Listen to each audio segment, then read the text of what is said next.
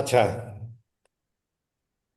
আজকে আমাদের এই ফ্রিল্যান্সিং আড্ডায় আমাদের আহ, প্রধান যে অতিথি বা গেস্ট সেটা হলো আসাদুল্লাহ আল গালিব। এর নামটা ঠিক বলছি কিনা? হ্যাঁ, ঠিক আছে বস। বাপ্পি মেকআপ করে আসতে পারো, অসুবিধা নেই। আচ্ছা, ভিডিও শুরুতেই সংবিধিবদ্ধ সতর্কীকরণ।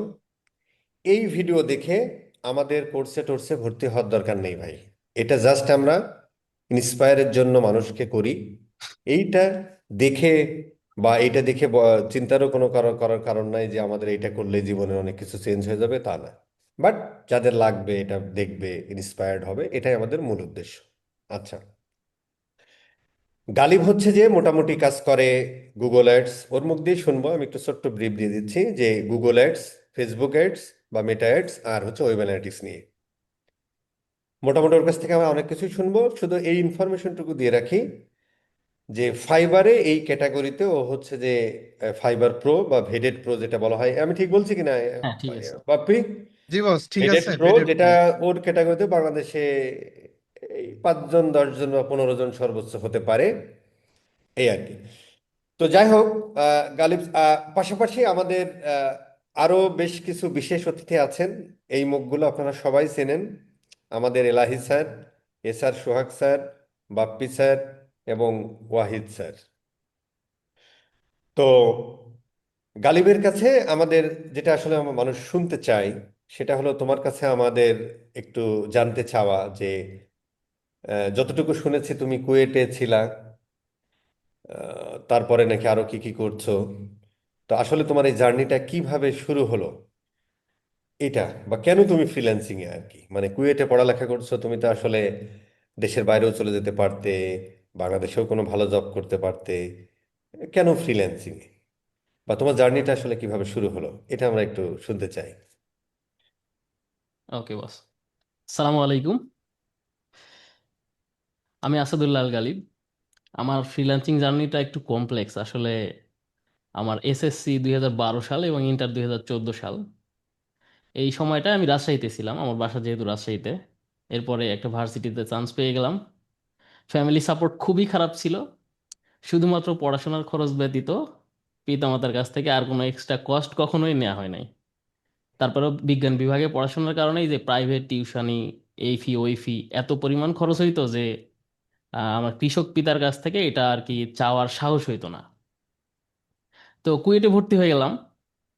ইনকাম করতে হবে, খুলনাতে আবার টিউশনির সুযোগ সুবিধা খুব কম। কুয়েট থেকে খুলনা শহর বেশ দূরে। আমরা টিউশনি করাইতে গেলে দেখা যাচ্ছে 5 ঘন্টা সময় নষ্ট হয়ে যাচ্ছিল ডেইলি। তো তখন থেকে প্ল্যান বি, কিভাবে অনলাইনে আর্ন করা যায়, এই ধান্দা শুরু। তো বড় ভাইরা কেউ কেউ social media marketing, Instagram marketing, Pinterest marketing, organic marketing and growth এটা নিয়ে কাজ করতো। আর আল্লাহর রহমতে একটা স্কিল আমার ছোটবেলা থেকে ছিল। তো আমি ছোটবেলা থেকে ইংরেজিতে কথা বলার প্র্যাকটিস করতাম একা একা। ওই চুপচাপ বসে আছি, মনে মনে নিজেকে কিছু জিজ্ঞেস করতেছি, ইংরেজিতে ইংরেজিতে রিপ্লাই দিচ্ছি। এমনকি বাথরুমে বসে বসেও ইংরেজিতে কথা বলার প্র্যাকটিস করতাম। আর আমাদের একটা ইংরেজি কোর্স ছিল আমাদের ইঞ্জিনিয়ারিং সেকশনে। তো আমি প্রায় অধিকাংশ কোর্সেই ডি পায় পায় কোনো রকমে পাশ করছি, পড়াশোনায় তেমন একটা গুরুত্ব দেই নাই। তবে স্পেসিফিক ওই ইংরেজি কোর্সে আমার প্লাস ছিল। তো এটা একটু হেল্প করছে। অল্প সময়ের মধ্যে মোটামুটি একটু ফুটফুট করে কথা বলা শিখে গেলাম। আপরকে দেখি ভাইরা কাজ করে, এই ভাই ওই ভাই, সবার কাছে ধর্ণা দেওয়া শুরু করলাম। তো একটা সময় দেখলাম যে আসলে আমার মনে হয় আমি একটা প্রোফাইল ওপেন করে নিজে একটু ট্রাই দিতে পারি। মোটামুটি প্রসেসগুলো জানা হয়ে গেল। তো 2017 সালের মে কি এপ্রিল মে, এই মাসের মধ্যে আমি আপার প্রোফাইলটা খুলে ফেলি। আমার প্রথম ক্লায়েন্টের নাম ছিল অরল্যান্ডো ওয়াটসন। প্রোফাইল খোলার 1 মাস পর একটা ইন্টারভিউ পাই, এরকম একটা জুম কল। তো তার সাথে আগে থেকেই যেহেতু কথা বলার একটা প্র্যাকটিস ছিল, তখন খুবই খারাপ অবস্থা ছিল, ইংরেজি শোনার মতো ছিল না বা বলার মতো অভিজ্ঞতাও ছিল না। তো মোটামুটি ভাঙা ভাঙা ভাষায় ওর সাথে একটা ইন্টারভিউ হয়ে যায়। ও আমাকে $3 পার আওয়ারে একটা ইনস্টাগ্রাম গ্রোথ অ্যান্ড ম্যানেজমেন্টের কাজ দিয়ে দেয়। তো আমি টিউশনি করাতাম, সানরাইজ কোচিংয়ে ক্লাস নিতাম। উদ্ভাসে যাওয়ার জন্য চেষ্টা করছি, তো উদ্ভাস মাগুরা সাতক্ষীরা ওইদিকে দেয়, অনেক দূরে ক্লাস নিতে গেলে আমার 12টা বাজে যায়। এইদিকে মাথার উপরে অনেক প্রেশার, নিজের খরচ আছে, আবার দেখা যাচ্ছে যে ইউনিভার্সিটি পড়তেছি অ্যাডিশনাল, আরো অনেক চিন্তা ভাবনা ছিল।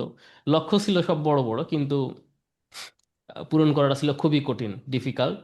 কারণ ফ্যামিলির থেকে ব্যাকআপ দেওয়ার মতো অ্যাবিলিটি একদমই ছিল না বললেই চলে। তো যখন প্রথম ক্লায়েন্টটা পেয়ে গেলাম, এটা আসলে লাখেই পেয়ে গেছি। তা আহামরি কোনো স্কিলও লাগে না সোশ্যাল মিডিয়া মার্কেটিং এন্ড ম্যানেজমেন্টে, শুধুমাত্র একটু ভালো প্রফেশনাল ইংলিশ স্কিল থাকলে, আর আপনি যদি দেখা যাচ্ছে যে সোশ্যাল মিডিয়া পেজগুলো কিভাবে ওপেন করতে হয়, কিভাবে কমিউনিটি এনগেজমেন্ট করতে হয়, ফলো, লাইক, কমেন্ট, শেয়ার, এই কাজগুলো মূলত। তো এটা ছিল একটা ফিটনেস রিলেটেড প্রজেক্টের কাজ। এটা দিয়েই আমার মোটামুটি ফ্রিল্যান্সিং আর্নিং শুরু হয়। তো একটা প্রজেক্টেই মাস গেলে আমার 25-30 হাজার টাকা আর্ন হতো। এরপরে মাইন্ডসেট তৈরি হয়ে যায় এই সেক্টরটা আসলে সম্ভাবনাময়, লেগে থাকবো। তারপরে 2019 পর্যন্ত আমি ওইটা কুয়েট শেষ করা পর্যন্ত সোশ্যাল মিডিয়া মার্কেটিং অ্যান্ড ম্যানেজমেন্টেই ছিলাম। যে ক্লায়েন্ট আমার সাথে একবার ইন্টারভিউ হয়েছে, কথা বলছি, আলহামদুলিল্লাহ ওই ক্লায়েন্টের কাজটা সবসময় অর্জন করছি। আর কথা বলার শুরুতেই আমি বলতাম I am always available for voice or video call integration. So যখনই আমি বলতাম যে ইন্টারভিউতে আমি এই ভিডিও কল এবং ভয়েস কলের জন্য অ্যাভেলেবল, ক্লায়েন্ট তখনই আগ্রহ প্রকাশ করে, তাহলে তো খুবই ভালো, ওর কনফিডেন্স সেই লেভেল বলেই ও সামনে আসতে যাচ্ছে। এটা একটা বিশাল অ্যাডভান্টেজ। আর গুড টিপস। হ্যাঁ, আর অল্প কিছুদিনের মধ্যেই আমি বিট করার পদ্ধতি চেঞ্জ করে ফেলি। সংক্ষেপে বলি, এটা আমি বিভিন্ন জায়গায় শেয়ারও করছি। আমি কখনোই লিখে বিট করতাম না, লুম ভিডিও করতাম 1 থেকে 1.5 মিনিটের। ওর রিকোয়ারমেন্ট গুলো আলোচনা করতাম শুরুতেই, ক্লায়েন্টের পেন পয়েন্ট, যে আপনার তো এই এই সমস্যা, আচ্ছা ঠিক আছে, তাহলে আমরা এটা এইভাবে সলভ করতে পারি। বা এই প্রসেসে গেলে আপনার ওই যে শ্যাডো বান, সোশ্যাল মিডিয়ার যে ইস্যুগুলো আছে, সার্চ ইঞ্জিন ফ্রেন্ডলি হয়নি, হ্যাশট্যাগ গুলো ঠিক হচ্ছে না, মানে সোশ্যাল মিডিয়া মার্কেটিং এর ভিতরে যা কিছু থাকে। তো এইভাবে মোটামুটি বেশ ভালো একটা আর্নিং হয়ে যায় ইঞ্জিনিয়ারিং শেষ করতে করতে। 2020-এর শুরুর দিকে কেবল করোনার একটা ছোঁয়া বাংলাদেশে আসতেছে এরকম সময়ে, তো পড়াশোনা শেষ হয়ে যায়, ঢাকায় পাড়ি জমাই। এবার প্ল্যান হচ্ছে বিসিএস পরীক্ষা দেওয়া লাগবে। তো কাজ করি, পড়াশোনা করি। আসলে বিসিএস এর পড়াশোনা আর ফ্রিল্যান্সিং দুইটা জিনিস একসাথে নিলে কোনোটাই ঠিকঠাক মতো হবে না। তারপরেও আলহামদুলিল্লাহ ওই সোশ্যাল মিডিয়া মার্কেটিং এর মধ্যেই ছিলাম। হালকা হালকা করে ফেসবুক অ্যাডস নিয়ে কাজ টাজ করার চেষ্টা করতেছিলাম। ওই সময় ফেসবুক অ্যাডস এর প্রচুর কাজ মার্কেটে চলে আসে। তো আমি প্রচুর টিউটোরিয়াল মিউটোরিয়াল সবকিছু দেখি, কিন্তু সলিউশন পাই না। তো ফেসবুক অ্যাডের বেশ কিছু কাজ পাই যায় ওই সময়। আর এর মধ্যে আমার তেমন কোনো স্কিল ছিল না, social media marketing, virtual assistant, আর এই দেখা যাচ্ছে যে কমিউনিকেশন স্কিল, আর কোনো স্কিল নাই, কোনো দক্ষতাও নাই। তো পরে ভাবলাম যে মানুষ দিয়ে কাজ করে নিব, কাজগুলো উইন করব, যেহেতু কাজ নামাইতে পারতেছি, ক্লায়েন্ট পাচ্ছি। তো বেশ কয়েকজনকে হায়ার করলাম। এর মধ্যে আমি আবার করোনা হয়ে গেল, করোনার মধ্যে বাসায় চলে আসলাম পড়াশোনা সব বাদ দিয়ে। বাসায় এসে প্রায় 6 মাস মতো ছিলাম। তো ওই সময়ে ফুল স্ট্যাক ডিজিটাল মার্কেটিং একটা কোর্স করছিলাম একটা জায়গায়, ডিটেলস না বলি। তো মোটামুটি সেখান থেকে আমার ডিজিটাল মার্কেটিং এর যে একদম শুধু সোশ্যাল মিডিয়ায় সীমাবদ্ধ না, এটাতে আসলে বায়ার পার্সোনা বিল্ডিং থেকে শুরু করে SEO, PPC, Google, Facebook, email marketing, affiliate marketing, আরো অনেক ব্যাপার স্যাপার আছে। পুরা জিনিসটা যখন মাথায় ধরলো, তখন আমার মনে হইলো যে আসলে আমি যদি জ্যাক অফ এভরিথিং হতে চাই, তাহলে কোনোদিনও মাস্টার অফ কোনো কিছুতে হতে পারবো না। তো মাথায় আসলো তাহলে এখন আমাকে নিশ সিলেক্ট করে ফেলতে হবে। শুধু ফেসবুক অ্যাডের দিকে নজর দেওয়া শুরু করলাম। তো সেই সময় আমি দুইজন মানুষকে কাজ দিচ্ছিলাম। তো ওরা ফেসবুক অ্যাডস এক্সপার্ট বাংলাদেশের। আমি জানি না ওনারা কোত্থেকে কাজ শিখছে। তো ওই ভাইরা কাজ নেওয়ার পর বললো আমরা তো pixel set up and conversion API এগুলা কেবল আসতেছে মার্কেটে, আমি তখন কাউকেই চিনি না, স্কিল আপারের নাম শুনছি, ভাইয়ের ভিডিও মাঝে মাঝে দেখি, আমি জানি না যে এটাই শামীম বস। হ্যাঁ, মানে সার্চ দিলে তো সামনে আসে। তো আমি কি করলাম, তো পিক্সেল এখন কাক দিয়ে করে নেবো। ও বলতেছে পিক্সেল করতে হলে এক্সট্রা $300 চার্জ করা লাগবে, প্রজেক্টই $250। তখন চিন্তা ভাবনা করতে করতে ভাবলাম যে একদিন একটু খাটি, পিক্সেল ট্র্যাকিং সেট আপ করাটা শিখে নেই। তো আমার সামনে বসের সম্ভবত একটা ভিডিও আসলো, যে ওই যে রেকর্ড কোর্সের মধ্যে conversion API, tracking set up টেটআপ ওইসব থাকে সম্ভবত 2000। আপনি যদি ওয়েবসাইটের স্কিল আপারের ড্যাশবোর্ডে দেখেন, আমি কোর্স কিনছি 2021 সালের মার্চ এপ্রিল মাসের দিকে। তখন আমি ফুল পড়াশোনা নিয়ে ব্যস্ত। বেশ কয়টা প্রিলি টিকে ফেলছি ব্যাংকে, সিনিয়র অফিসার 9 ব্যাংকে প্রিলিতে টিকছি, রিটেন দিছিলাম, আনফরচুনেটলি টিকি নাই। তারপরে ডিপিডিসি, যে Dhaka power distribution limited, ওইটাতেও written টিকছিলাম, পরে করোনার মধ্যে চলে আসছি। আর ভাইবা দিতেও যায়নি, কাস্টমার সার্ভিস অ্যাটেন্ডেন্সের পোস্ট গায়ে লাগতেছিল, ইঞ্জিনিয়ারিং পাশ করে ওই ওই জবে যাবো চাকরি করতে। আর ফ্রিল্যান্সিং করে যারা মোটামুটি দুইটা তিনটা চারটা ক্লায়েন্ট ম্যানেজ করে, আপনারা আপনারা তো বস মানুষ, তারপরে বলি অডিয়েন্সরা বুঝবে যে মিনিমাম ইনকাম 60, 70, 75 হাজার এরকম হয়েই যায়। তো হুম। মনে হচ্ছিল যে আমি সি গ্রেডে জব করব, তার চেয়ে ফ্রিল্যান্সিংই ভালো। আর এদিকে শেখা শুরু করে দিই। তো সেই সময় আমার সামনে আসে এই স্কিল আপারের যে কোর্স, ওয়েব অ্যানালিটিক্স। তখন তো ছিল 11টা কোর্স। আমি সম্ভবত 990 টাকা দিয়ে কিনছিলাম, তাও আবার কিনছিলাম দুই তিনজন মিলে ভাগ করে। আগেই সরি বলতেছি। সবাই একই টাকাটা রকমের দিয়ে দিও, পাবলিক, হ্যাঁ। টাকাটা দিয়ে দিও, ঠিক আছে। হ্যাঁ, ভাগ বাটোয়ারা করে কিনছিলাম, পরে দেখি আর ডাউনলোড করে করে রেখে দিই। তো কোর্সগুলো তো প্রত্যেকটা ব্যাচের পরে পরে আসে। তো মোটামুটি ফেসবুক পিক্সেলটা এটাই শিখলাম। খুব একটা ভালো ক্লিয়ার হইতে পারলাম না। আমি প্রথমে ফেসবুক অ্যাডের কোর্স দেখা শুরু করছিলাম, কারণ আমার স্কিল ছিল ফেসবুক অ্যাডস। ওইখানে আপনি ফেসবুক পিক্সেলের বিষয়টা একটু বেসিক আলোচনা করছিলেন বা হালকা অ্যাডভান্সের দিকে গেছিলেন, কিন্তু পুরাটা ছিল না। এরপরে web analytics mastery and conversion tracking এর ওই কোর্সটা করে ফেলি। আর ওই ওয়ার্ডপ্রেসে প্যান্থিয়ন দিয়ে প্র্যাকটিস প্রজেক্ট বানায়, তারপরে শপিফাই ওপেন করে প্রায় 19টার মতো প্র্যাকটিস করি একা একাই, 3-4 দিনের মধ্যে, এক সপ্তাহের মধ্যে, এর বেশি না। আর এর আগে কি করছি, আমি প্রতিদিন পড়ালেখা বাদ দিয়ে প্রায় প্রতিদিন 3টা করে ক্লাস দেখতাম। খুবই কঠিন হয়ে যেত, দেখার পরে ওগুলা প্র্যাকটিস করতে মোটামুটি দিন শেষ। প্র্যাকটিস না করলে তো কোনো লাভ নাই, মাথায় থাকে না, মনেও থাকে না। আর একটা জিনিস আমি আজকে দেখাবো বলে নিয়ে আসছি। এই যে আমার এই ডায়েরিটা 2018 সালের, আর এটা 2025 সালের। এটা যদি একটু আমি ওপেন করে দেখাই আমার অডিয়েন্সদেরকে, প্রত্যেকটা পৃষ্ঠায় স্কিল আপারের কোর্সের ক্লাস নাম্বার সহ উল্লেখ আছে, যে ক্লাস নাম্বার এত, এটাতে এই টপিক আছে। এ, বে- মানে নোট করে করে করছি আর কি, সেম তো আমি থিং বস, স্কুলে। এটা কিন্তু আমিও করতাম এবং আমার হ্যাঁ। প্রত্যেকটা ব্যাচে যারা নিছি আমি একই কথা বলছি। এটাই যে আমি এখন পর্যন্ত দেখবেন ভাই, আপনি দেখাইলেন আজকে আমি কি কি করব, এ দেখেন প্রত্যেকটা লেখা আছে। মানে আজকে কি করব, কালকে কি হবে, এখানে তারিখ সহ সব দেওয়া আছে। আমার আদারওয়াইজ তো তো হবে না বস, এটা আমার তো তো নোট ডায়েরি রাখতে শেষ হবে। হয়ে গেছে। সবাই দেখি। প্রত্যেকের আছে কিন্তু এইটা, যারা এইভাবে কাজ আমার তো করতে ডায়েরি চায়। শেষ। ধন্যবাদ এটা হ্যাঁ, শেয়ার আসলে করার জন্য অডিয়েন্সের প্রপার সাথে। ডকুমেন্টেশন না থাকলে হ্যাঁ, তার হ্যাঁ, হ্যাঁ। থেকে বেশি দূর অগ্রগতি আসলে করা যায় না। তো যখন রাইট, আমি রাইট। এটা করে ফেললাম, এই সময়ে মোটামুটি আমি দেখি ওই যে ফজলে এলাই ভাইদের টিম মোটামুটি ভালো কাজ করতেছে। তারপরে আরো ভাইয়ের অন্যান্য ভিডিও দেখি। এরপরেই আমার আসলে ই কমার্স, বিশেষ করে দেখা যাচ্ছে যে ওই যে ক্যাটালগ, তারপরে বিশেষ করে ই কমার্স সাইটগুলোর যে অ্যাড, এটাতে আমার খুবই প্রবলেম ছিল। ক্যাটালগ ম্যানেজমেন্ট থেকে শুরু করে এটাতে আমার হিউজ প্রবলেম ছিল। আর গুগল অ্যাড সম্বন্ধে তখন আমি জিও জানি না,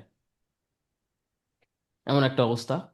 তো মোটামুটি আস্তে আস্তে ওয়েব অ্যানালিটিক্স থেকে যখনই আমার মোটামুটি একটা ভালো স্কিল এসে গেল, ভাবলাম যে এবার ফেসবুক অ্যাডস ঠিক আছে। আর আপওয়ার্ক, ফাইবার, এই প্রত্যেকটা মার্কেট প্লেসের সিনারিও হচ্ছে যে আমি যদি যে কোনো একটা স্কিল ফোকাস করে প্রোফাইল তৈরি না করি, প্রোফাইল র্যাঙ্ক করে না। এটা বিগিনাররা খুবই এই প্রবলেমটা করে দেখি। আমি মাঝে মাঝে মানুষদের প্রোফাইল অডিট করে দিই, আমার টিম মেম্বারও কিছু আছে, ওদের অডিট করি। তো দেখি ওরা সব কিছুতে এক্সপার্ট লিখে রাখে, কিন্তু বাস্তবে আসলে সব কিছুতে এক্সপার্ট প্রোফাইল কোনোদিনও র্যাঙ্ক করে না। যখনই এটা ফোকাস হয় পিরামিডের মতো, যখনই এক্সপার্ট লেভেলে হয় যে কোনো একটা স্কিল ফিচার করা, তখনই প্রোফাইলগুলো র্যাঙ্ক করে। তো তখন থেকে মোটামুটি কাজ পাওয়ার গ্রোথও অনেক বেড়ে যায়। এরপরে এই দিকেই মাইন্ডসেট তৈরি হয়ে যায়। এরপরে আর কোনো জব টব কোনো কিছুতে আর ফোকাস যায়নি, আলহামদুলিল্লাহ। অন ফার্স্ট এভারেজ ইনকাম কত ছিল? First income. মানে এই যখন তুমি একটা ভালো স্কিল নিয়ে মাঠে নামলে। হ্যাঁ, আমি আমি যখনই এই কনভার্সন ট্র্যাকিং এর জগতে আসলাম, তখন আমার মনে আছে এভারেজ মান্থলি আর্নিং বলি, এভাবে এক্সাক্ট বলা একটু ডিফিকাল্ট, আমার 3, 3.5, 4 হাজার ডলারের মতো আর্ন থাকে। কত আর সাল এটা? এটা আপনার 2022-এর শুরুর দিকে মনে করেন, সাধারণ। এরকম সময়, হ্যাঁ। আর তখন আমি আস্তে আস্তে সবাইকে চিনতে শুরু করছি, আর আরো আর প্রচুর মানুষের সামনে হাজির হইতাম, কিছু বুঝতে না পারলেই একদম নুব নিয়বি একজন স্টুডেন্টের বেশি একজনের কাছে হাজির হইতাম, ভাই এই ব্যাপারটা কি। আর কখনোই শেয়ার করতাম না যে আমার আপওয়ার্কে ততদিনে প্রায় 70-75 হাজার ডলার আর্ন হয়ে গেছে। মানে 2022 সাল, 22-23-এর মধ্যে, হ্যাঁ। 22-23-এ, মানে তার মানে তুমি শুরু করলে তো শুরু বিশের। করছি 2017 সালে, 2017 সালে। সোশ্যাল না। মিডিয়া মার্কেটিং এন্ড ম্যানেজমেন্ট থেকেই আমার প্রায় ও পঞ্চাশ আচ্ছা। ডলারের উপরে আর্ন ছিল আগে ও থেকে। আচ্ছা, পরে ওখান থেকে তুমি 20,000 আর্নিং করে ফেললে আর কি। হ্যাঁ হ্যাঁ, অল্প, হ্যাঁ। খুব অল্প সময়ের মধ্যে একটা ভালো আর্নিং হয়ে গেল। ওকে। তো আর কিসের বিসিএস, কিসের পড়াশোনা, মনে মনে ভাবি আমি যদি একটা চাকরি করি, ফার্স্ট ক্লাস জব যদি হয় 9 গ্রেড, তাহলে ঢাকা শহরে পোস্টিং হলে 42,500 টাকা স্যালারি পাবো। আর এখানে আমার 4 গুণ বেশি আসতেছে। সোশ্যাল কোনো ভ্যালু নাই, মানুষ এলাকায় আসতে একটু ডিফিকাল্ট হইতো, কারণ মানুষ বলতো কি ব্যাপার ও এসএসসি ইন্টারে এত ভালো রেজাল্ট, এলাকার মানুষ সব চিনে, কিন্তু ইঞ্জিনিয়ারিং কমপ্লিট করলো কিছু করে না, বেকার। না, তুমি মাঝখানে কোথায় একটা ব্যাংকের কথা বললো, কোনো ব্যাংকে না, জয়েন? ব্যাংকে আমি টিকে গেছিলাম, কিন্তু চাকরি, ব্যাংকে তো চাকরি করা সম্ভবই না, কারণ সুদী প্রতিষ্ঠান, ফ্যামিলি একটু ধার্মিক মাইন্ডেড, আচ্ছা জীবনেও জয়েন করতে দিবে না। আগেই বাদ। আচ্ছা আচ্ছা। যার নিচেকে যাচাই করার জন্য ট্রায়াল দিছিলাম আর কি। আচ্ছা, তোমার কাছে আমার আরেকটা প্রশ্ন, সেটা হলো তুমি প্রথম শুরুই করেছিলে যে ইংলিশ লার্নিং আমার ভালো ছিল। হ্যাঁ, হ্যাঁ, তো এখন নতুনদের সাধারণত এটা থাকে না। আর হ্যাঁ, বাংলাদেশে ধরো যে এই যে আমরা ইয়া করি না, আইএলটিএস করি না, হ্যাঁ, হ্যাঁ, আইএলটিএস করে আমরা বলি না যে বিশাল কিছু। হুম, হুম, আইএলটিএস করে মানে তুমি আসলে প্রমাণ দাও যে তোমার মাধ্যমিক লেভেলের ইংরেজি জ্ঞান আছে। ইংরেজি জ্ঞান আছে, হ্যাঁ। এটা না, আইএলটিএস মানে কি, আইএলটিএস করে যখন তুমি দেশের বাইরে যাও, এটার মানে হলো কিন্তু তোমার মাধ্যমিক লেভেলের ইংরেজি জ্ঞান আছে, অনেক হুম, কিছু নাকি। হুম, হ্যাঁ। তো যাই হোক, আমার প্রশ্নটা হলো যে ইংলিশ লার্নিংটা মানে যারা নতুন, এটা তো অনেকে থাকে না, তাহলে হুম। এই জায়গাটা তোমার সাজেশনটা কি আর কি? আমি নতুনদেরকে এই ব্যাপারে বলবো যে প্রথমেই আমাদের, যে আমরা যে ডিজিটাল মার্কেটিং নিয়ে কাজ করি বা অন্য সেক্টর নিয়ে কাজ করি, এই সেক্টরে কিছু টার্মিনোলজি থাকে, যেমন আমরা গুগল অ্যাডস বা ফেসবুকের বলি সিপিসি, সিটিআর, এই জিনিসগুলা, তারপরে বেসিক কিছু টার্মিনোলজি থাকে যেগুলোর আসলে কোনো বাংলা মিনিং করা যায় না, কিন্তু এগুলো জানা লাগে। সিপিসি কি, কনভার্সন রেট কি, তারপরে আরওএস কি জিনিস, এই জিনিসগুলো আগে শিখে ফেলতে হবে। বেসিক টার্মিনোলজি শিখার পরে আমার মনে হয় যে এখন এখন তো আর অনেক সহজ, চ্যাট জিপিটিতে এখন ইংরেজিতে কথা বলা যায়। ও ভুল বললে ও আবার সঠিক প্রনাউন্সিয়েশন বলেও দেয়, ট্রেনিং করায়। আমাদের সময় এত সুযোগ ছিল না। হুম হুম। কথা বলার চেষ্টা করতে হবে, প্র্যাকটিস করতে হবে, কারণ ক্লায়েন্টের সাথে কাজ পাওয়ার পূর্ব শর্ত হচ্ছে ক্লায়েন্টের সাথে ভয়েস আর ভিডিও কমিউনিকেশন। এইটা যদি করা সম্ভব হয় তাহলে এই প্রজেক্ট হাতছাড়া হয়ই না, খুব কম।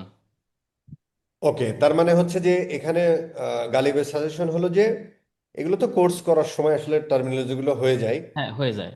কাজ হলো সবার চ্যাট জিপিটি ভাই ফ্রি ভার্সন আছে, ভয়েসে যাও, প্রয়োজনে 2-3টা মোবাইল ইনস্টল করে নাও, হ্যাঁ, ওর সাথে প্রতিদিন যে কোনো একটা টপিক নিয়ে, টপিক নিয়ে বলতে হতে পারে ধর তুমি কনভার্সন ট্র্যাকিং, তুমি ওকে বলো যে ভাই তুমি এবারে মানে ক্লায়েন্ট, তুমি সবচেয়ে ভালো পদ্ধতি বস, আগেই প্রম্পট দিয়ে দিতে হয় যে স্যার জিডিবি, তুমি মনে করো তুমি একজন ক্লায়েন্ট, তোমার একটা রেস্টুরেন্ট বিজনেস আছে, তো তুমি এবার ক্লায়েন্ট হয়ে, আমি তোমার ফ্রিল্যান্সার, তুমি আমাকে প্রশ্ন করবে, আমি অ্যান্সার দিব, যদি আমার কোনো প্রোনাউন্সিয়েশনে ভুল থাকে এক্স্যাক্টলি তুমি ফিক্স করে দিবা। প্রোনাউন্সিয়েশন দরকার নেই ভাই, তোর ইংরেজি কথোপকথনটা হইলেই হ্যাঁ, হলো, তাই হ্যাঁ, না? হলেই হলো, হ্যাঁ, এইটা হ্যাঁ, এই জিনিসটা তুমি তারে বোঝাও, বোঝানোর পরে শুরু করো, এইটা হ্যাঁ, প্রতিদিন প্র্যাকটিস করতে থাকো, ভেরি গুড থিং। হ্যাঁ, প্রতিদিনই করা লাগবে এটা, একদিন। এইবার হলো, এইবার তোমার সুইচিংটা কিভাবে হলো যে কনভার্সন ট্র্যাকিং শুরু করলে, হুম। এরপরে হচ্ছে যে আহ, মানে আপওয়ার্ক থেকে ফাইবারে কবে গেলে, তারপরে ফাইবারে তুমি আসলে কি কি স্কিল নিয়ে গেলে, বা গুগল এডস ফেসবুক এড কখন শুরু করলে?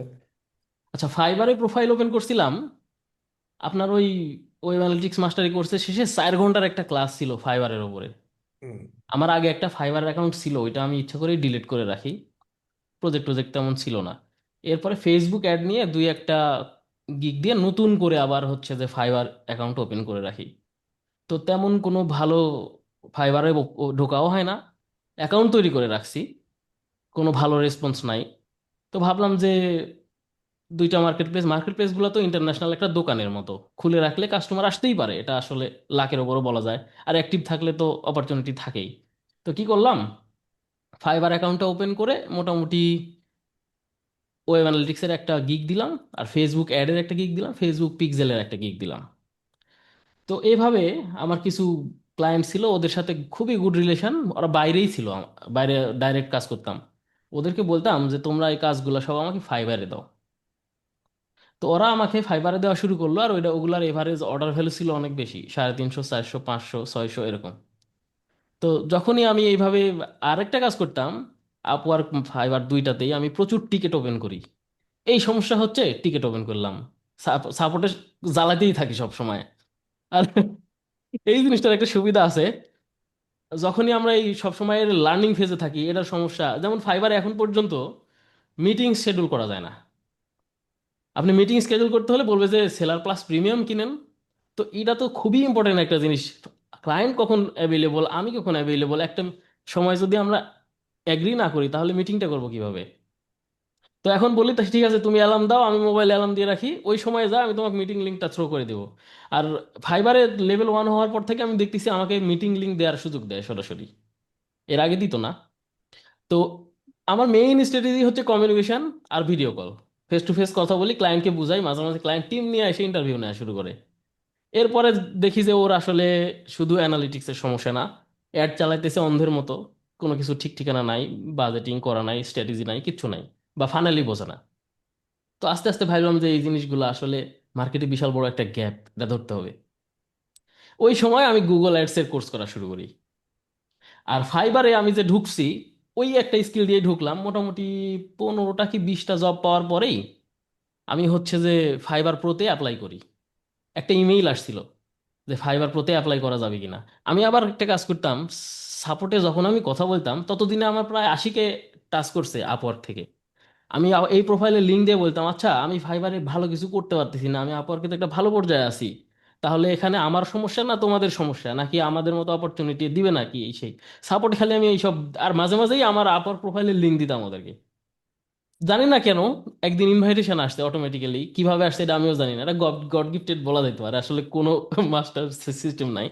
তো আমি এখানে অ্যাপ্লাই করলাম, দেখলাম যে আমাদের নিশে অ্যাপ্লাই করা যাচ্ছে না ফাইবার প্রোতে। ওয়েব অ্যানালিটিক্স নিশটা কিন্তু ছিল না বস, এখন মনে হয় দিছে ওয়েব অ্যানালিটিক্সে প্রোতে অ্যাপ্লাই করার। তো পরে কোনো না কোনো ভাবে অ্যাপ্লাই করলাম, সম্ভবত সার্চ ইঞ্জিন মার্কেটিং এর উপর অ্যাপ্লাই করছিলাম। প্রায় 2-3 মাস পর একটা রেসপন্স পাইলাম যে ওরা একটা মিটিং করতে চাচ্ছে, ইন্টারভিউ নিতে চাচ্ছে। আমি ভালো মতো বুঝিও নাই যে কিসের ইন্টারভিউ। তো খুবই আনন্দ লাগতেছে যে ফাইবার প্রো থেকে আসছে, নিশ্চয়ই এটা মারাত্মক জিনিস। এর মধ্যে আমি পাকিস্তান, তারপরে ফিলিপাইনের কিছু প্রো প্রোফাইল তো সব সময় উপরে দেখায়। আমি সব সময় ভাবতাম কিভাবে প্রো হওয়া যায়, কিভাবে প্রো হওয়া যায়। কিন্তু এখানে এভারেজ পড়তে কম্পিটিশনের জীবনেও পারবো না। এই যে বাপ্পি ভাইয়ের 1000+, 2000+ অর্ডার, ওনার সাথে আমি কম্পেয়ার করবো কিভাবে, কম্পিটিশন করবো কিভাবে, সম্ভব না। তো চিন্তা করলাম যে কি করা যায়, এই কিভাবে প্রো পাওয়া যায়। এই ধান্দা থেকেই মোটামুটি সবসময় প্রো নিয়েই ঘাটাঘাটি করতাম, রিসার্চ করতাম, ব্লগ পড়তাম, তারপরে যায় এখানে ওখানে কমেন্ট করতাম, ইস্যুর ওপরে থাকতাম, একটার পর একটা টিকিট ওপেন করতাম, এগুলো করতাম। তো একটা সময় ওরা ফাইবার প্রো থেকে একটা ইন্টারভিউ কল করে, 3জন ব্যক্তি এসে ইন্টারভিউ নেয়। প্রায় আচ্ছা। দেড় দেড় ঘন্টার মতো ইন্টারভিউ ছিল, ঠিক আজকে যেরকম আমরা মিটিং করতেছি। পুরো মিটিংটা এরকম, তুমি কি করো, তোমার প্যাশন কি, ফ্যামিলিতে কে কে আছে, তোমার শখ কি, আমিও বানায় বানায় বলতে থাকি। আমার শখ হচ্ছে বাগান করা, আমার একটা পোষা কুকুর আছে, এই সেই, আসলে কিছু নাই। মানে যেভাবে মানুষের মন জয় করা লাগে, হ্যাঁ। ওই যে এলাহি ভাই বললো না শুরুতে যে আসলে এমন ভাবে কথা বলতে হবে মানুষ অ্যাট্রাক্ট হয়ে যায়। এটা ভালো পারি বস। তো যাই হোক, মিটিং শেষ করে ফেললাম। ওরা মোটামুটি খুবই হ্যাপি, কিছুই দেখতে চাইলো না আমার কাছে, বললো যে তোমার লিঙ্কডইন প্রোফাইলের লিঙ্ক আমাদেরকে একটু শেয়ার করো। আর বললো যে তোমার আর কি কি দক্ষতা যোগ্যতা আছে। তো আমি বেশ কিছু বড় বড় কোম্পানির সাথে কাজ করছিলাম। যেমন এর মধ্যে একটা ইন্ডাস্ট্রি ছিল হচ্ছে যে আপনার বিটিসি ইউনিভার্সিটি, ওরা হচ্ছে যে আমেরিকার সব বিশাল বড় একটা ব্র্যান্ড। ওরা মেইনলি হচ্ছে যে চুলের hair cutting, hair style, hair colour এগুলো নিয়ে কাজ করে। আর একটা বড় বিজনেস ছিল, সেটা হচ্ছে যে ওই খুব জটিল একটা নাম, জার্মানির। ওরা মেনলি ওই রুফ কোটিং করে, মানে রুফের উপরে কালার করে। আর হচ্ছে রুফের সাইডে ওদের যে সব ইয়েগুলা, সব স্নোফল গুলো জমা হয়, ওইটাকে বলা হয়, পাইপটাকে বলা হয় গাটার। এই গাটার ক্লিনিং, এই দুইটা কাজ করে। ওইটা আবার ওই জার্মানি হামবুর্গ, বার্লিন, ব্রেমিন, তারপরে জার্মানির 6-7টা সিটিতে খুবই পপুলার। তো আমার আবার লিঙ্কডইনে ওদের হচ্ছে ইয়া ছিল, ওয়ার্ক এক্সপিরিয়েন্সে ওগুলো অ্যাড করা ছিল। ওরা ওই বিষয়গুলো প্রশ্ন করলো যে তুমি ওদেরকে কিভাবে হেল্প করলে, তোমার কাজের প্রসেস কি। আমি বললাম প্রথমেই আমি হচ্ছে যে ক্লায়েন্টকে পিচ করি, এরপরে হচ্ছে যে একটা ইন্টারভিউ কল করি, ইন্ট্রো সেশন ছাড়া, ভিডিও কল ছাড়া আমি আসলে মুভ হেড করি না কখনো। তো ওদের সাথে মিটিং হয়ে গেলে আমি একটা অডিট করে একটা স্ট্র্যাটেজি শেয়ার করি। এরপর এভরিথিং ওকে থাকলে দেন আমি কাজ শুরু করি। আর Google ad set up, management, optimization, এই জিনিসগুলো তো গতানুগতিক প্রসেস। তো এইভাবে মোটামুটি ডিটেলস বললাম। প্রায় মাস তিনেক পরে দেখলাম যে আমাকে ওরা অ্যাপ্রুভ করে দিয়েছে। তখন আমার ফাইবারে মোটেই 35টা ছোট ছোট অর্ডার, এই দেখা যাচ্ছে যে এবারে 350 বা এরকম ছিল। এর মধ্যে ছোট ছোট $5-10 কাজও কিছু করছি, কারণ যা পাই তাই করি, বসে থাকার তো দরকার নাই। এরপরে চিন্তা করলাম যে ওই ফাইবার প্রো এর আবার লিমিটেশন আছে আপনার, ওই $100 নিচে এভারেজ রেটিং কোনোভাবেই থাকা যাবে না, তাইলে ফাইবার প্রো দিবে না। তো এরপর থেকে তো বেসিক প্যাকেজটা $100, তাই না বস? হ্যাঁ, বেসিক প্যাকেজ বেসিক 100 প্যাকেজ। নিচে কোনোভাবেই রাখা যাবে না। তো এরপরে কি করলাম, ওই প্রো পাওয়ার পরে থেকে ব্রিফ আসে অনেক, তারপরে প্রোফাইল ভিজিবিলিটি অনেক বেড়ে গেছে। আর যতগুলা ক্লায়েন্ট নক করে ওদের সাথে ডাইরেক্ট ভিডিও কল করি, ভিডিও কলে কথা বলি। আর ফাইবারে অধিকাংশ মানুষ, বাংলাদেশি ফ্রিল্যান্সার অধিকাংশ ভাই ব্রাদাররা করে কি, কেউ কোনোদিন ভিডিও কল কথা বলতে চায় না, করতেও চায় না, খালি এসএমএস এ সব কাজ সারতে চায়। আমি প্রথমেই বলি, let's have a quick video call conversation and discuss details of your project requirements and everything. আমার যে এটা সত্য, আমাদের এলাহি স্যারেরও একটা গুড স্ট্র্যাটেজি ছিল এটা। আমিও তো তাই করি বস। না, আমার ওইটা ধরো, দ্বিতীয় এই কথা জন্যই তো থাকে তোমরা মিটিং এ ভাই, আসা এই ভাই। জন্যই তো তোমরা আজকে মানে এত বড় হয়েছো আর কি। মানে গালিব এটাই বোঝাতে যাচ্ছে যে গালিবও আজকে এত বড় হয়েছে, তোমরা এগুলোই করো তাই, মানে ম্যাক্সিমাম করে না। All right boss. Time boss, all time video conference 90% client convert হয়ে যায়। কনভার্ট হয়, সম্মত। হ্যাঁ আর হ্যাঁ। আপনি টেক্সট করে যেটা বুঝাতে আপনার 30 মিনিট লাগবে, ভিডিও কলে এনে 10 মিনিটে সেটা বুঝিয়ে দশ কাজ নিয়ে পনেরো চলে আসা মিনিটে যায়। হয়ে যায়, হ্যাঁ। আমি তাই না? যেমন কাভার লেটারেই বলে দিই যে তুমি মিটিং এ আসো, তারপর ডিসিশন নাও আমি তোমার জন্য ফিট কিনা। ঠিকই তো আছে, এটাই তো দরকার। ভেরি হ্যাঁ, এই গুড এটা জন্যই তো। স্ট্র্যাটেজি। হুম। ম্যাক্সিমাম লোক করে না, ওইটা বলতে আসলেই করে না। হুম। হ্যাঁ, রাইট। এটা ছাড়া আসলে আমার মনে হয় এখন যে কম্পিটিশনের যুগ, নিজেকে একটু স্ট্যান্ড আউট করতে হইলে এরকম ইউনিক জিনিসপত্র ফলো করাই লাগবে। তো সেটাই আর কি। আর সে তুমি জিনিস, আমরা যদি একদম ভিডিও নতুন হও কনফারেন্সে আর যাই, পুরাতন হও করতে, হ্যাঁ হুম। সরি স্যার, সরি, সোহাগ স্যার কথা বলা শুরু করছে এই আমরা ফার্স্ট যদি টাইম। কনফারেন্সে যাই, দেখা যাচ্ছে আমাদের গুগল অ্যাডস এর বেসিক প্যাকেজ তো আমরা 70-80 থেকে শুরু করি, কিন্তু কনফারেন্সে গেলে ওটা 150-তে ঠেকানো যায়। হ্যাঁ, যে আমরা এগুলো করে। 150, দেন ম্যানেজমেন্টের জন্য আমরা আবার আলাদা চার্জ আর করতে একটা পারি। জিনিস দেখেন, আচ্ছা কোনো আচ্ছা, ভালো মানে ক্লায়েন্ট এটা এসে কি তুমি আপনার সেট আপ সবসময় কস্ট নাও প্রিমিয়াম 150 তাই? প্যাকেজটাই কিনে। হ্যাঁ, সেট আপ কস্ট 150, দেন মান্থলি যখন ম্যানেজমেন্ট হবে সেটা আলাদা কস্ট। ওকে ওকে ওকে ওকে। আচ্ছা আমি এখন আমার, সরি গালিব স্যার, শেষ হ্যাঁ হ্যাঁ, হয়নি।